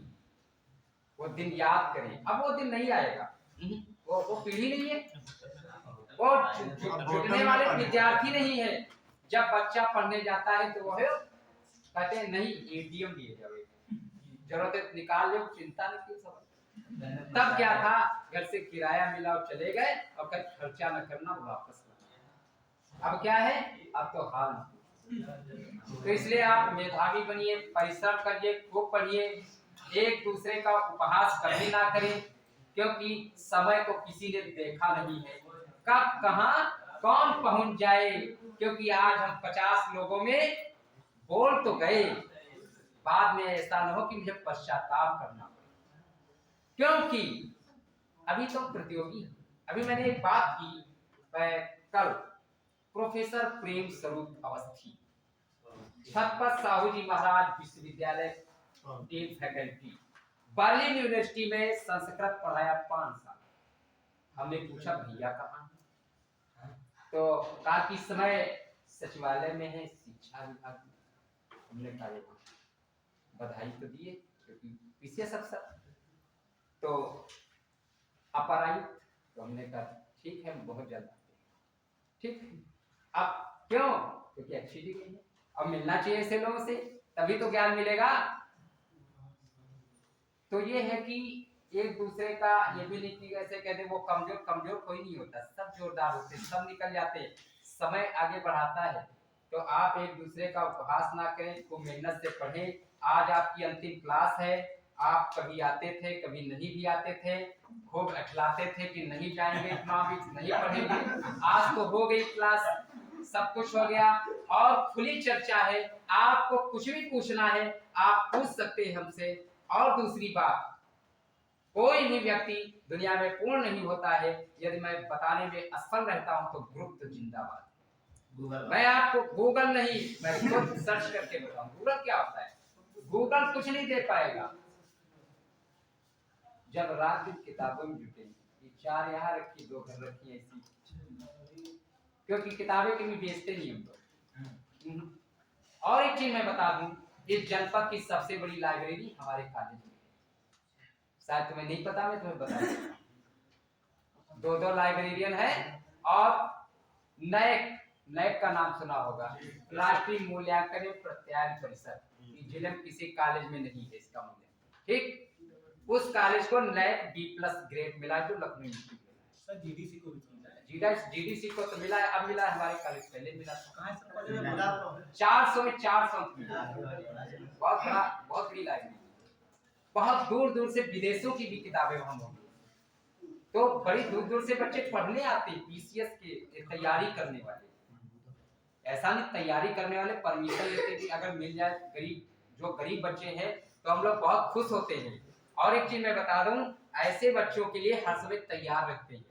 इस अभ्युदय कोचिंग के लिए 50 हमारे व्हाट्सएप पर 50 लोगों ने बात की है कि सर मैं पढ़ना चाहता हूँ, क्योंकि एजुकेशन का हब हुआ तो हमने कहा बहुत जल्द वहां भी बनेगी व्यवस्था। और ये सत्य है, सब इच्छुक हैं। टॉपर बच्चे, ये भी पता है टॉपर लोग क्या होते हैं, क्योंकि टॉप किए हैं, इतना पैसा तो नहीं कि बाहर जाए। और कुछ ऐसी रहती कि अब बच्चे कहाँ बाहर चले जाए, तो अगर ये कोचिंग खुल जाती है तो इससे सबको लाभ मिलेगा। आज सीतापुर चल रही है, हर जगह चलेगी और प्रतियोगिता का जमाना बहुत तेजी से होगा। आज जिस बात को मैं सोचता हूँ कि मैं ऐसे बैठ गया हूँ, आने वाले समय में ऐसा न हो प्रतियोगिता हो जाए बैठने के लिए, यही बैठने के लिए। इस समय किसी ने नहीं देखा है, आपका पहला बैच है, ये बहुत सौभाग्य की बात है आप और हमारा। तो और इन सब चीज के पीछे भी योगदान इस जिले के जो मुखिया है, मुखिया कौन जिले का होता है?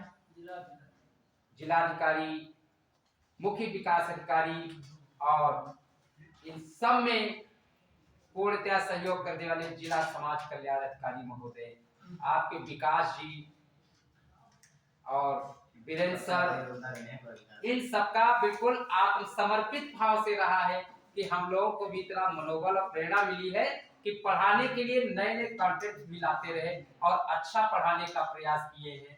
और एक दिन में कोई नहीं सीख जाता है। पहली दूसरी बात, जब हम शुरू में आए तो हम भी सोचते थे कि कैसे क्या किया जाए, तो लेक्चर मेथड तो है ही, तरीका निजात किया जाता है। आज हमने अच्छा प्रयास करने का कोशिश की और मिला।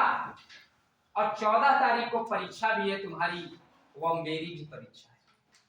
ठीक, फार्म तो मेरे इतने बच्चों ने डाला है, कोई बात नहीं है। अगर 50 फार्म पड़े तो मेरे फार्म, और परीक्षा आपकी नहीं मेरी परीक्षा। तुम क्या जानते हो हम जवाब गलत देंगे?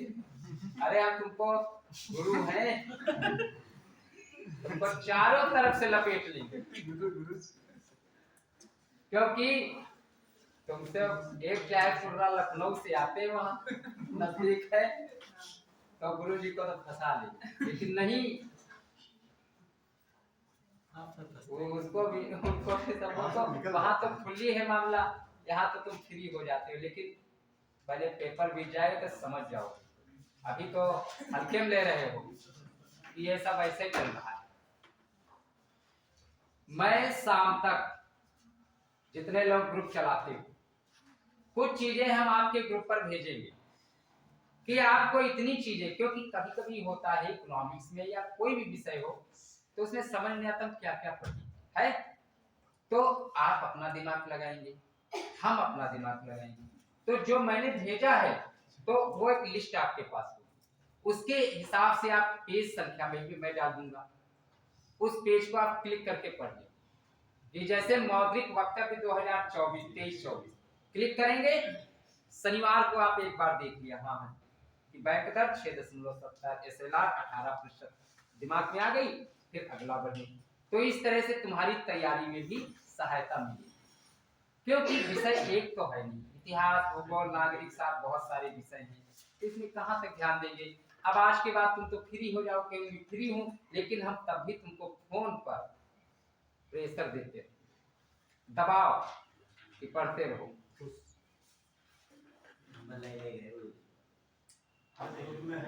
रोजेंस्टीन-रोदान बिग पुश थ्योरी इकोनॉमिक्स में है। रोजेंस्टीन-रोदान की ये थ्योरी है बिग पुश, बड़े धक्के का सिद्धांत, विकास का अर्थशास्त्र, प्रश्न BA थर्ड ईयर पहला पेपर। तो उसमें ये बिग पुश थ्योरी क्यों है, ये विकास के लिए है, क्योंकि पंप प्राइमिंग पॉलिसी आपके इकोनॉमिक्स में करंट में है। ये पंप प्राइमिंग पॉलिसी क्या है, अगर प्रश्न आ जाए कि हवाला क्या है, हवाला क्या है, व्यापार प्रतिशत। पंप प्राइमिंग पॉलिसी क्या है, क्या है, ये विकास का ही सिद्धांत है, विकास को प्रेरित करने वाला सिद्धांत है। कैसा विकास, आप जानते हैं कि गांव में, अरे वो पानी किससे निकलता है,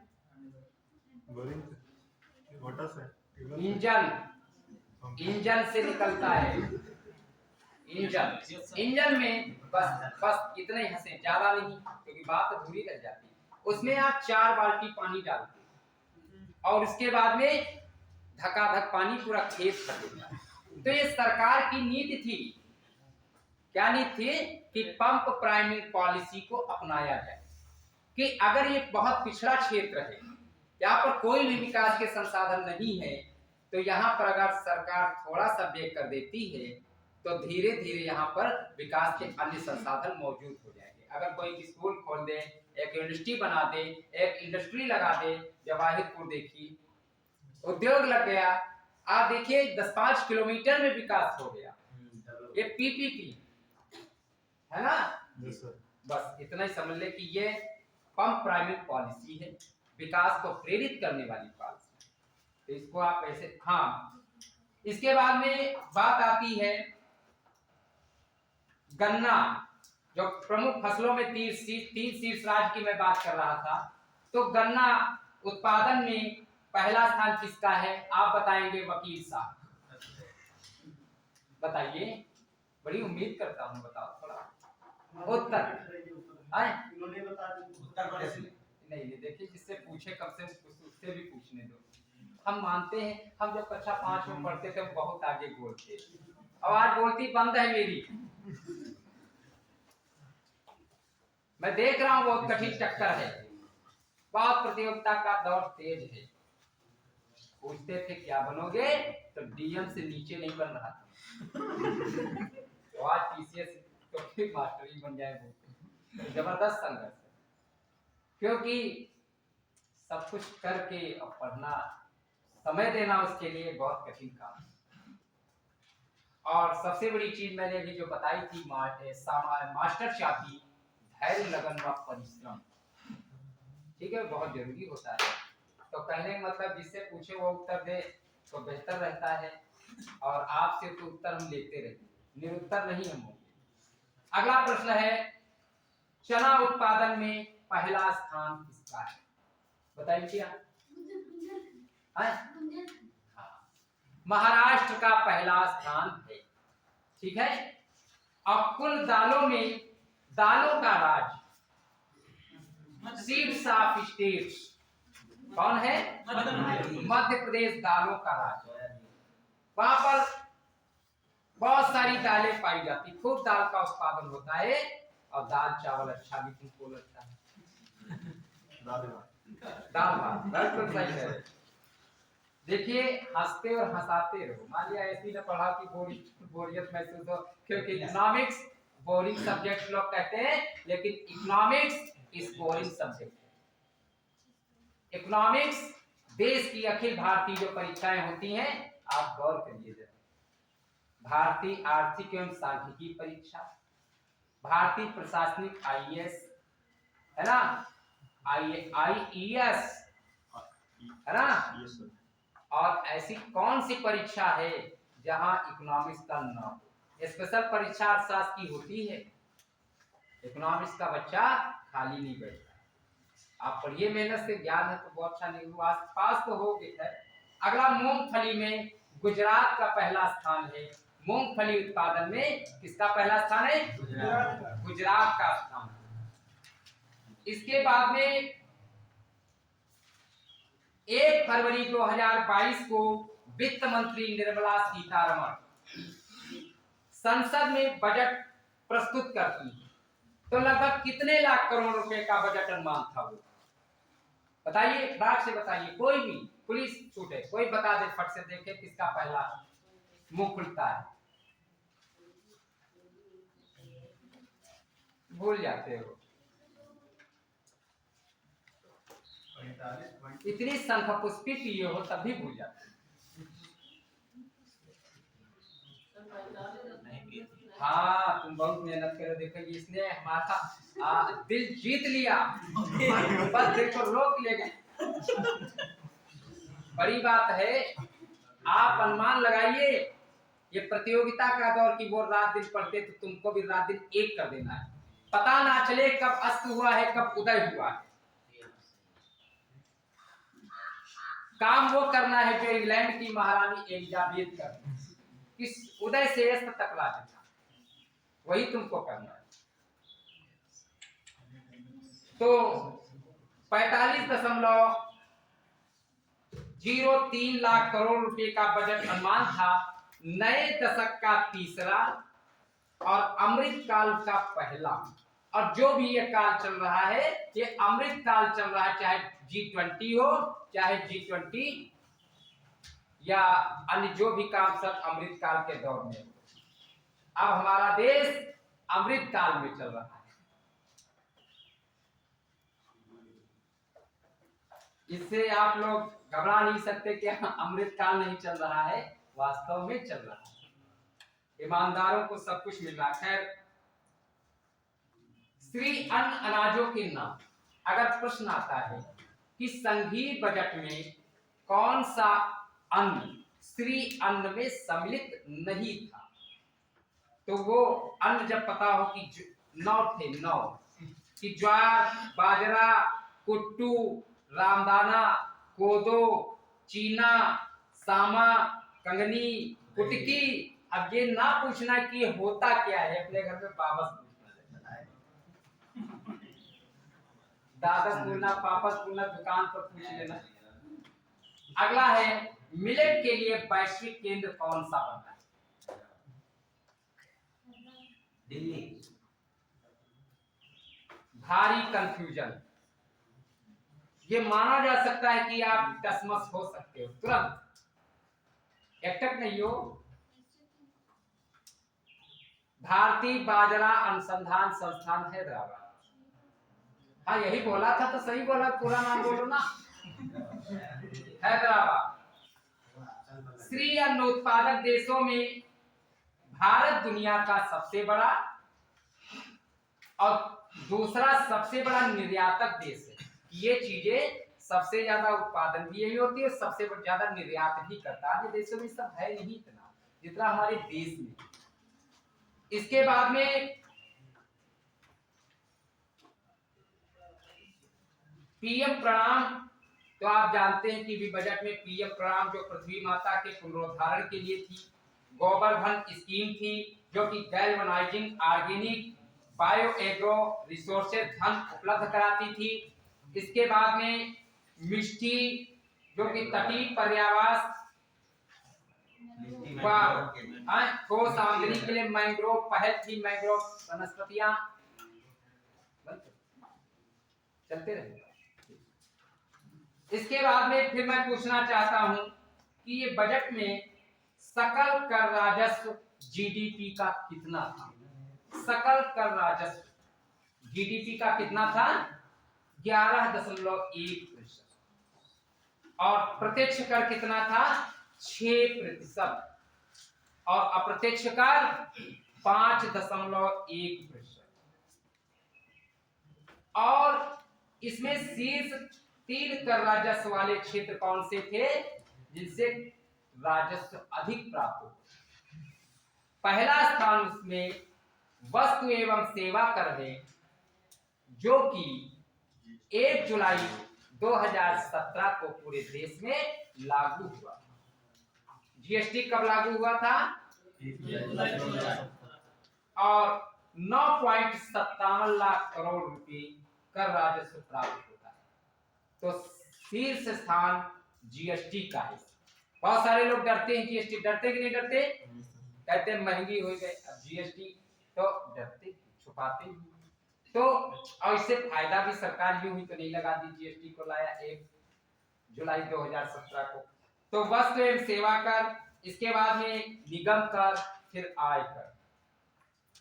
प्रश्न बहुत इंपॉर्टेंट है। अब ये कई बार परीक्षाओं में मैंने देखा है इस तरह के प्रश्न पूछे जाते हैं। प्रश्न है आवंटित राशि।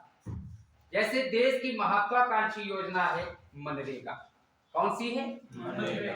अगर आपसे पूछा जाए कि वर्ष 2023-24 में मनरेगा के लिए कितनी राशि आवंटित की गई?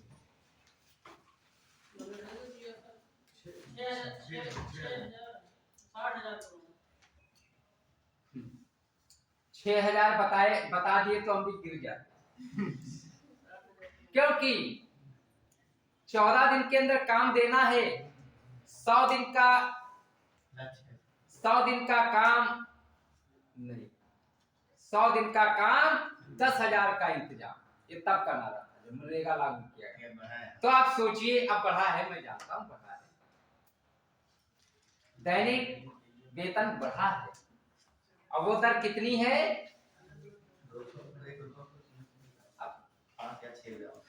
कई बार मैं आवेदन कर चुका हूँ, काम ही नहीं देते।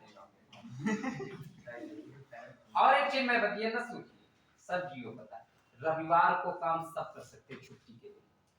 प्रोफेसर क्या प्रशासनिक अफसर छुट्टी के दिन में काम कर सकता हूं मनरेगा में, समझ गए? 60,000 करोड़ रुपए मनरेगा के लिए आवंटित है। अगर यह प्रश्न आ जाए परीक्षा में कि मनरेगा के लिए वर्ष 2023-24 के बजट में कितनी धनराशि आवंटित की गई है, तो 60,000 करोड़ रुपए।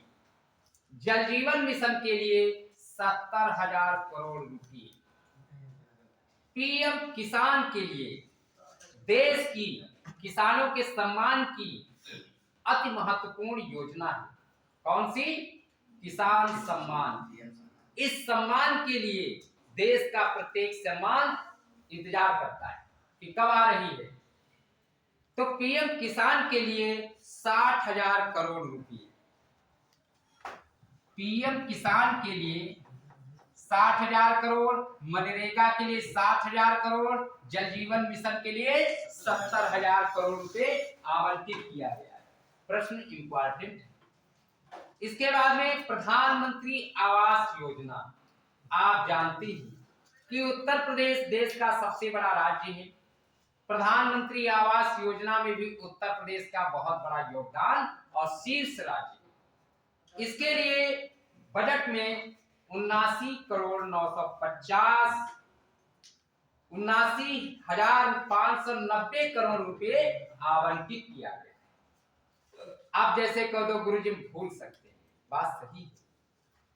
मनरेगा 60,000 है ना, फिर पीएम किसान 60,000, जल जीवन मिशन 70,000, प्रधानमंत्री आवास 79,590। बस इतना याद नहीं करना, दिमाग में बनाए रखना है, और दिमाग तुम्हारा बहुत फुर्तीला है। अगला प्रश्न है, उत्तर प्रदेश में 22वां SCO शिखर सम्मेलन हुआ था। SCO चलता नहीं। SCO, SCO, अब ध्यान दीजिए इधर, SCO शिखर सम्मेलन हुआ था। तो देखिए ये 22वां SCO शिखर सम्मेलन 16 सितंबर 2022 को समरकंद उज्बेकिस्तान में भी आयोजित हुआ। ठीक, बनारस में भी है। वाराणसी, वरुणा प्लस 80 नदियों का संगम, उसी से नाम इसका वाराणसी पड़ा।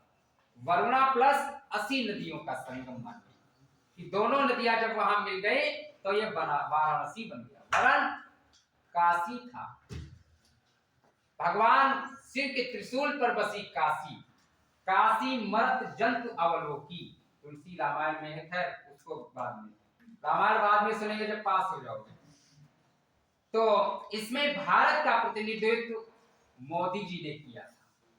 इसके बाद में वर्ष 2022-23 में संघाई सहयोग संगठन, ठीक, SCO, संघाई सहयोग संगठन की पर्यटन एवं सांस्कृतिक राजधानी, अगर आपसे पूछा जाए पर्यटन एवं सांस्कृतिक राजधानी कौन सी है, बहुत सारे विदेशी सैलानी भी आते हैं, तो वाराणसी में।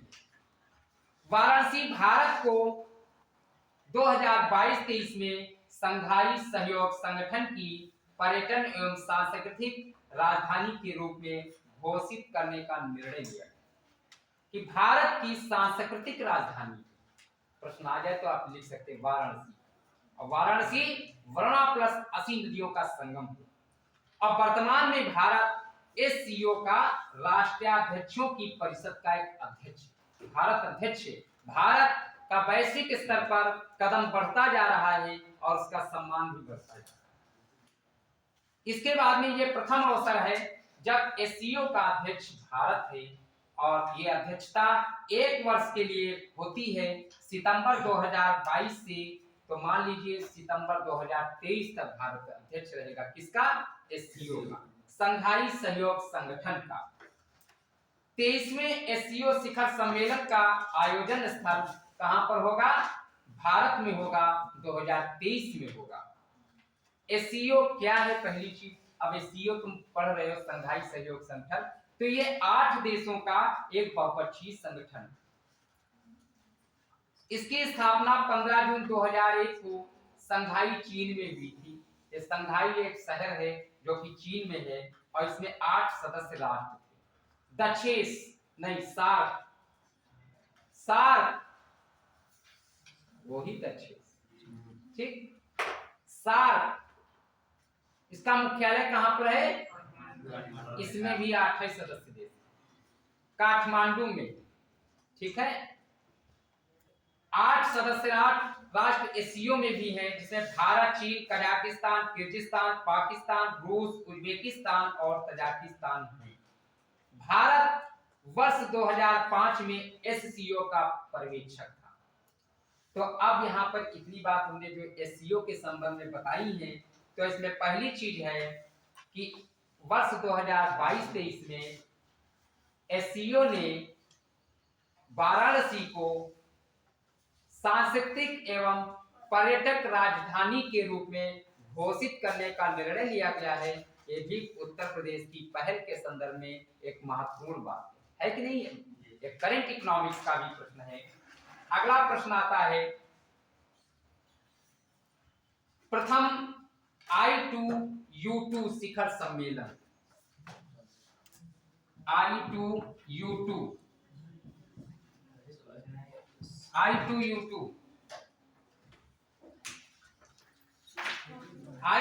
में संक्षिप्त बता के चलता हूं कि यह खाद्य सुरक्षा संकट व स्वच्छ ऊर्जा पर केंद्रित रहा है। इसमें कुल 4 देश शामिल थे।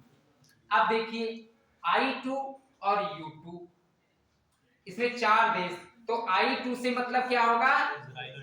इंडिया एंड इजराइल, और U2 से तात्पर्य USA एंड UAE होगा।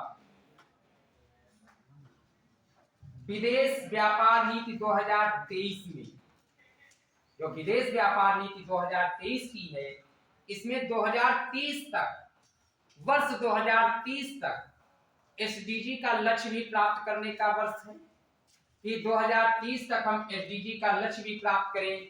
17 सतत विकास लक्ष्य, 169 उपक्षेत्र होंगे। मैं गलत कह रहा हूं, सही कह रहा हूं? और सबको हमें प्राप्त करना है, और जब सभी हम प्राप्त कर लेंगे तो विश्व में समतावादी विश्व और मानव की रचना होगी कि सभी समान होंगे, शून्य भुखमरी होगी, पेयजल भी अच्छा मिलेगा और सुखद वातावरण होगा। लेकिन इसके लिए सबसे महत्वपूर्ण चीज है कि वर्तमान की आवश्यकता के अनुरूप भावी पीढ़ी के भी भविष्य को सुरक्षित रखिए। कहने का मतलब है कि एक वृक्ष 10 पुत्र समान, कि हम वृक्ष भी लगाएं, क्योंकि आज तुम देख लिए नहीं चल रहा है क्या दशा है। अगर पौधे लगे होते तो क्या आनंद है, पूरा आनंद है। जब पंखे और कूलर में लेटते हो तब मास्क तभी लगाते, कोरोना है कहते कहीं पूछे, क्योंकि ये सब नुकसान करता है। लेते हम आप सभी हैं, एक तरफ आइसक्रीम और एक तरफ कोल्ड ड्रिंक, दोनों पी रहे। हम तो एक बार भी ठंडक में एक हमारे बहुत खास है तो कहे रसगुल्ला पर आइसक्रीम खाओ भाई, तो भाई हम भी खाए। 15 दिन परेशान रहे थे वहां जो पढ़ाते थे, बड़ी दिक्कत। और एक चीज मैं तुम्हें बता दूं, इलायची, ये तुम सबको ज्ञानवर्धक मैं बात करता हूँ, कभी दिक्कत हो जाती तो समझ में आता क्या करूं। बहुत सारे लोग कहते थे, मैंने कईयों को उदाहरण दिया। मैं अभी गया था प्रैक्टिकल में, तो डॉक्टर इला श्रीवास्तव, एमएससी एचओडी दयाशंकर पटेल महाविद्यालय महुली, मैं अपने कॉलेज की तरफ से गया था। मैडम को खांसी और कुछ ऐसी दिक्कत थी। हमारी बैग में सब कुछ रहता है, लौंग, इलायची, काली मिर्च और हींग। कारण ये है कि हमारा बच्चा क्या होता, किस समय मिलता है पीड़ित, तो हम उसकी प्राथमिक उपचार कर सकते। मैंने कहा कि लौंग ना खाना, जब मतली हो कोई दिक्कत तो लौंग खा लो, और लौंग खाकर हाथ पैर मजबूत कर दोगे खांसी के। आप इलायची खा लो, खांसी नहीं आएगी, पक्का मान लो, वो ढीला कर देगा आपके और खांसी नहीं आएगी। और जब ये सूखी खांसी बन जाती है, किससे? लौंग खाने से। लौंग तो इसलिए लौंग नहीं, वो खा लो, क्या? इलायची। इलायची उत्पादन में पहला स्थान बताइए। और मसाला उत्पादन में विश्व में भारत में सबसे बड़ा राज्य कौन सा? रुक जाओ, बताओ। केरल है। केरल है, बहुत सही बताया है। देखिए केरल तो मसाला उत्पादन में सबसे बड़ा राज्य है। कौन कौन से मसाले वहाँ?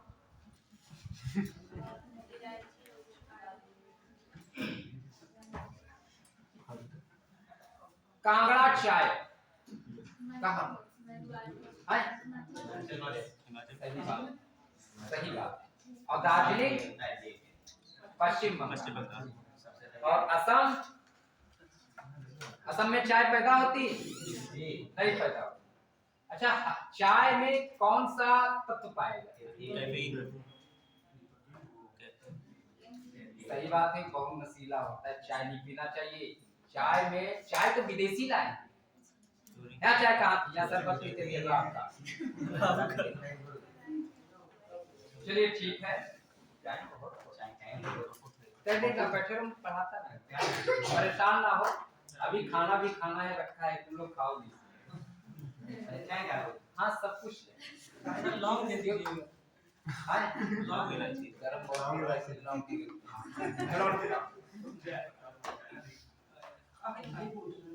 फिर देखिए S5F, सुनो भैया, भारत का विदेशी ऋण, चलते रहे, भारत का विदेशी ऋण, देखिए वो टाइम होगा। भारत का विदेशी ऋण, अब यहाँ पर बात आती है कि इस समय पूछा जाएगा, बेटिया ध्यान दो कि भारत का कुल विदेशी ऋण कितना है, तो कितना है? 613.1 बिलियन अमेरिकी डॉलर। 600 उस दिन आप पढ़ रहे थे, सुशील सर कुछ बता रहे थे इस तरह से, तो 613.1 बिलियन अमेरिकी डॉलर रहा है भारत का कुल विदेशी ऋण। इसके बाद में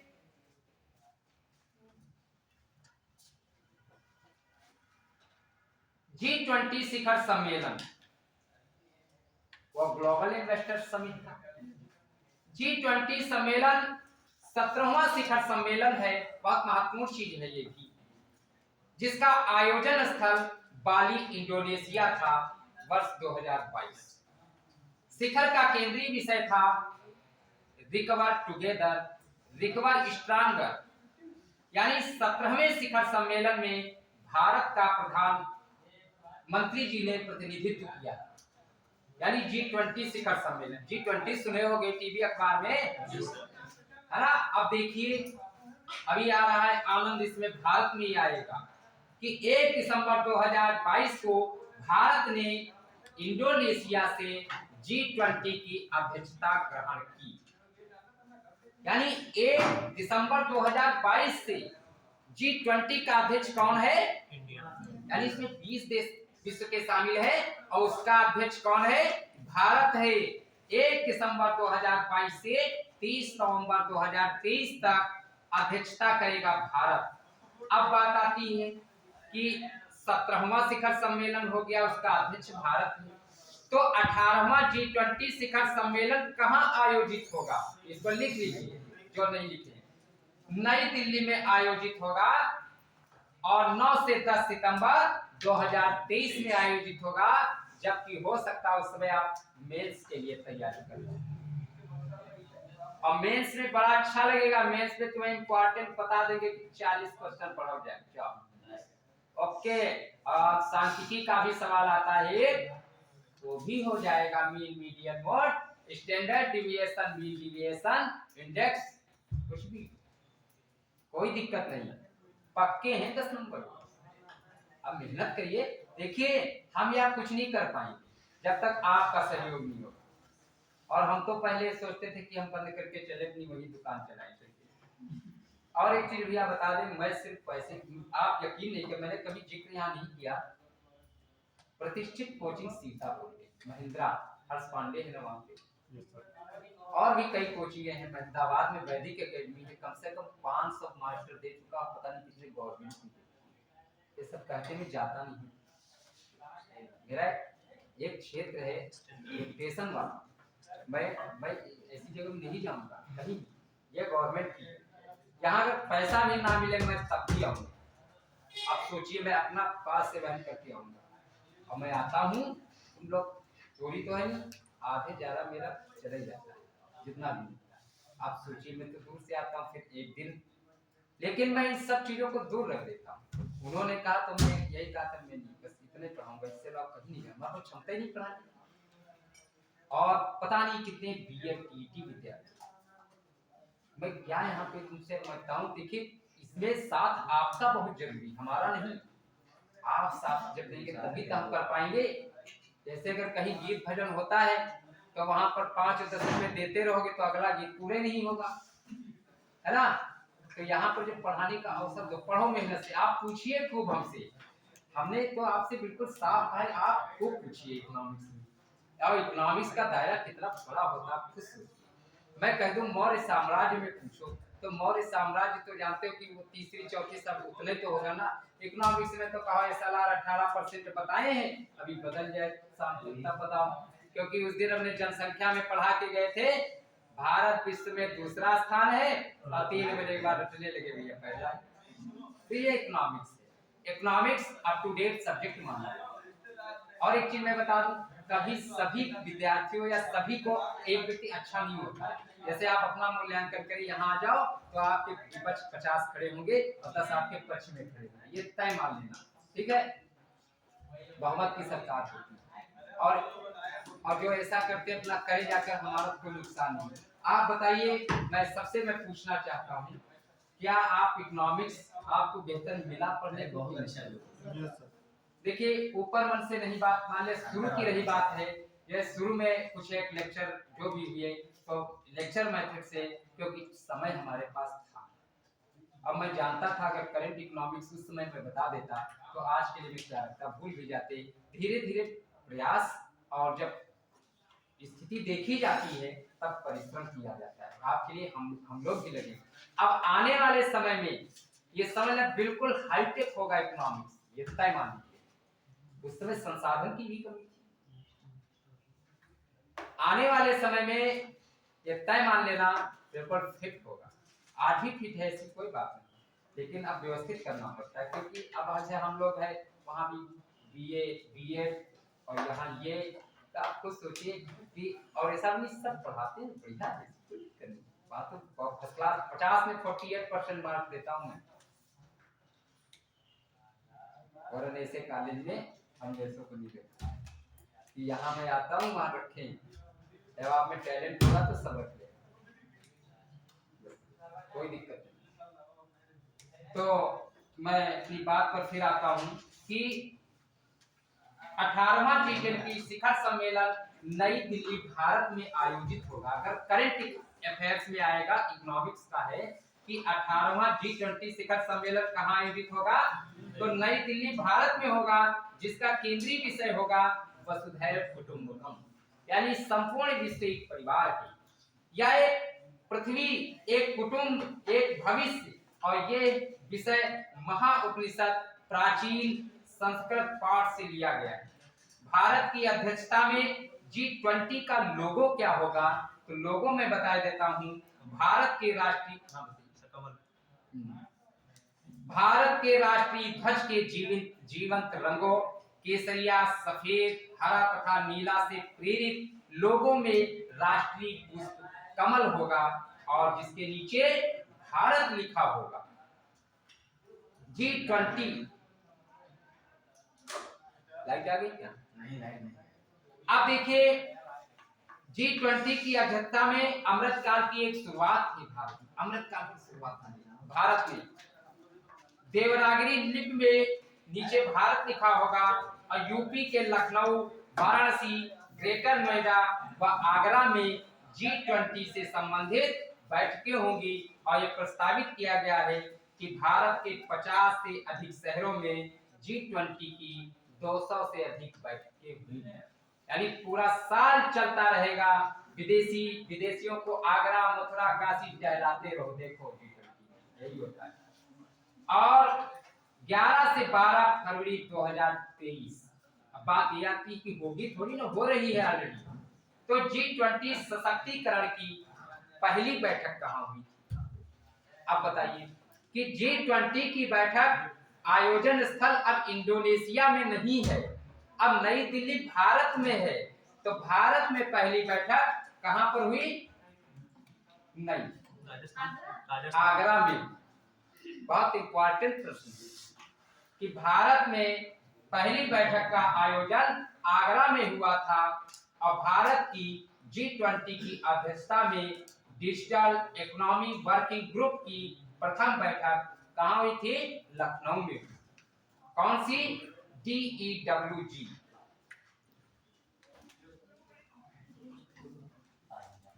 DEWG की पहली बैठक कहां हुई थी? लखनऊ में हुई थी। और DEWG का मतलब क्या है? Digital economy working group. वर्तमान में भारत एक विशाल देश है। संपूर्ण विश्व के क्षेत्रफल का 2.4% भारत में है, जिसका क्षेत्रफल 32.87263 लाख वर्ग किलोमीटर है। इसमें भारत वर्तमान में G20 यानी G20 ट्रोइका का हिस्सा है। ट्रोइका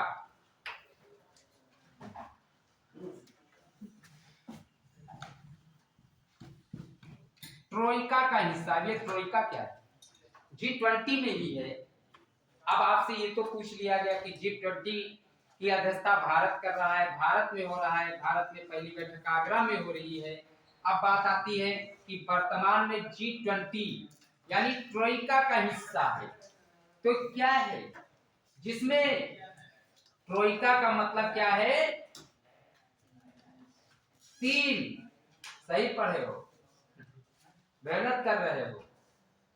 इंडोनेशिया, भारत एवं ब्राजील शामिल। ट्रोइका में 3 देश शामिल। और 2025 में G20 का शिखर सम्मेलन कहां पर होगा? कहां होगा? दक्षिण अफ्रीका। बताइए, तुम कुछ बता नहीं रहे हो, हमको लग रहा गुस्सा आ गए। टाइम ओवर नहीं हो गया।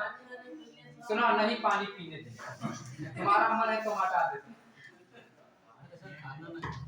देखिए, जब तुम्हारे गुरु जी भी बोल रहे हैं, ऐसा नहीं है, आप कुछ सोचिए कि इतनी देर बोलने में ऐसा नहीं कि और चल के आना सीधे, लेकिन कोई बात नहीं, ये अवसर रोज कहाँ मिलेगा, अब कब मिले पता नहीं।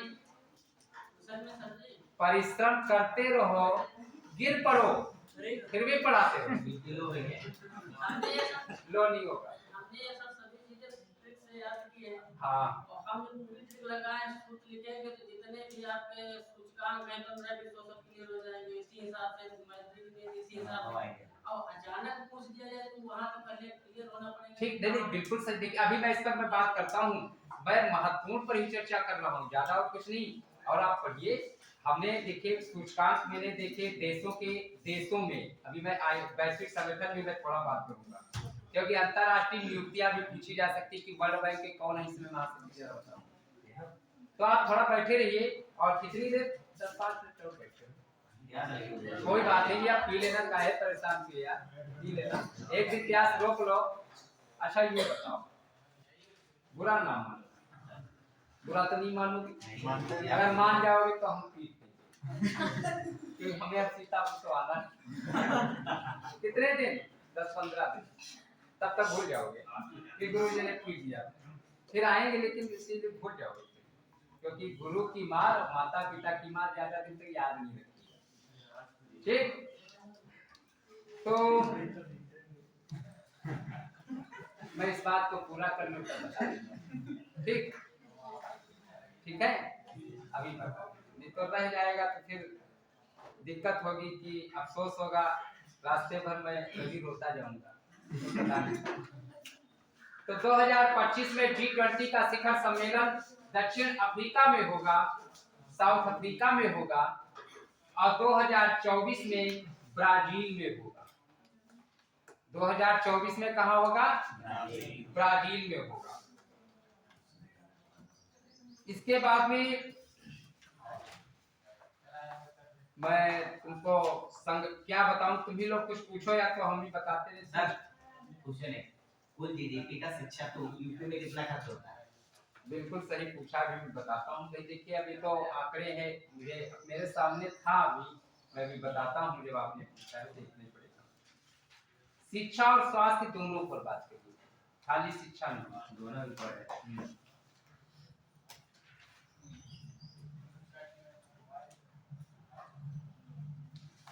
क्योंकि अटकर पट्टू बताना ठीक नहीं है। चलो मैं भी बता दूंगा, जब देख के ही बताना है तो मैं रुक के ही बता दूंगा, क्योंकि होने में हमें टाइम लग जाएगा। क्या चीज? 5 नहीं, वो फिर 50 मिनट हो जाएगा। क्या? नहीं, 5 बजे तक नहीं क्लास, नहीं वो भी अभी आखिर आ रहे होंगे। खाना भी नहीं, सिर्फ ओनली 5 मिनट की। Yes sir, yes sir, only 2 minute. Only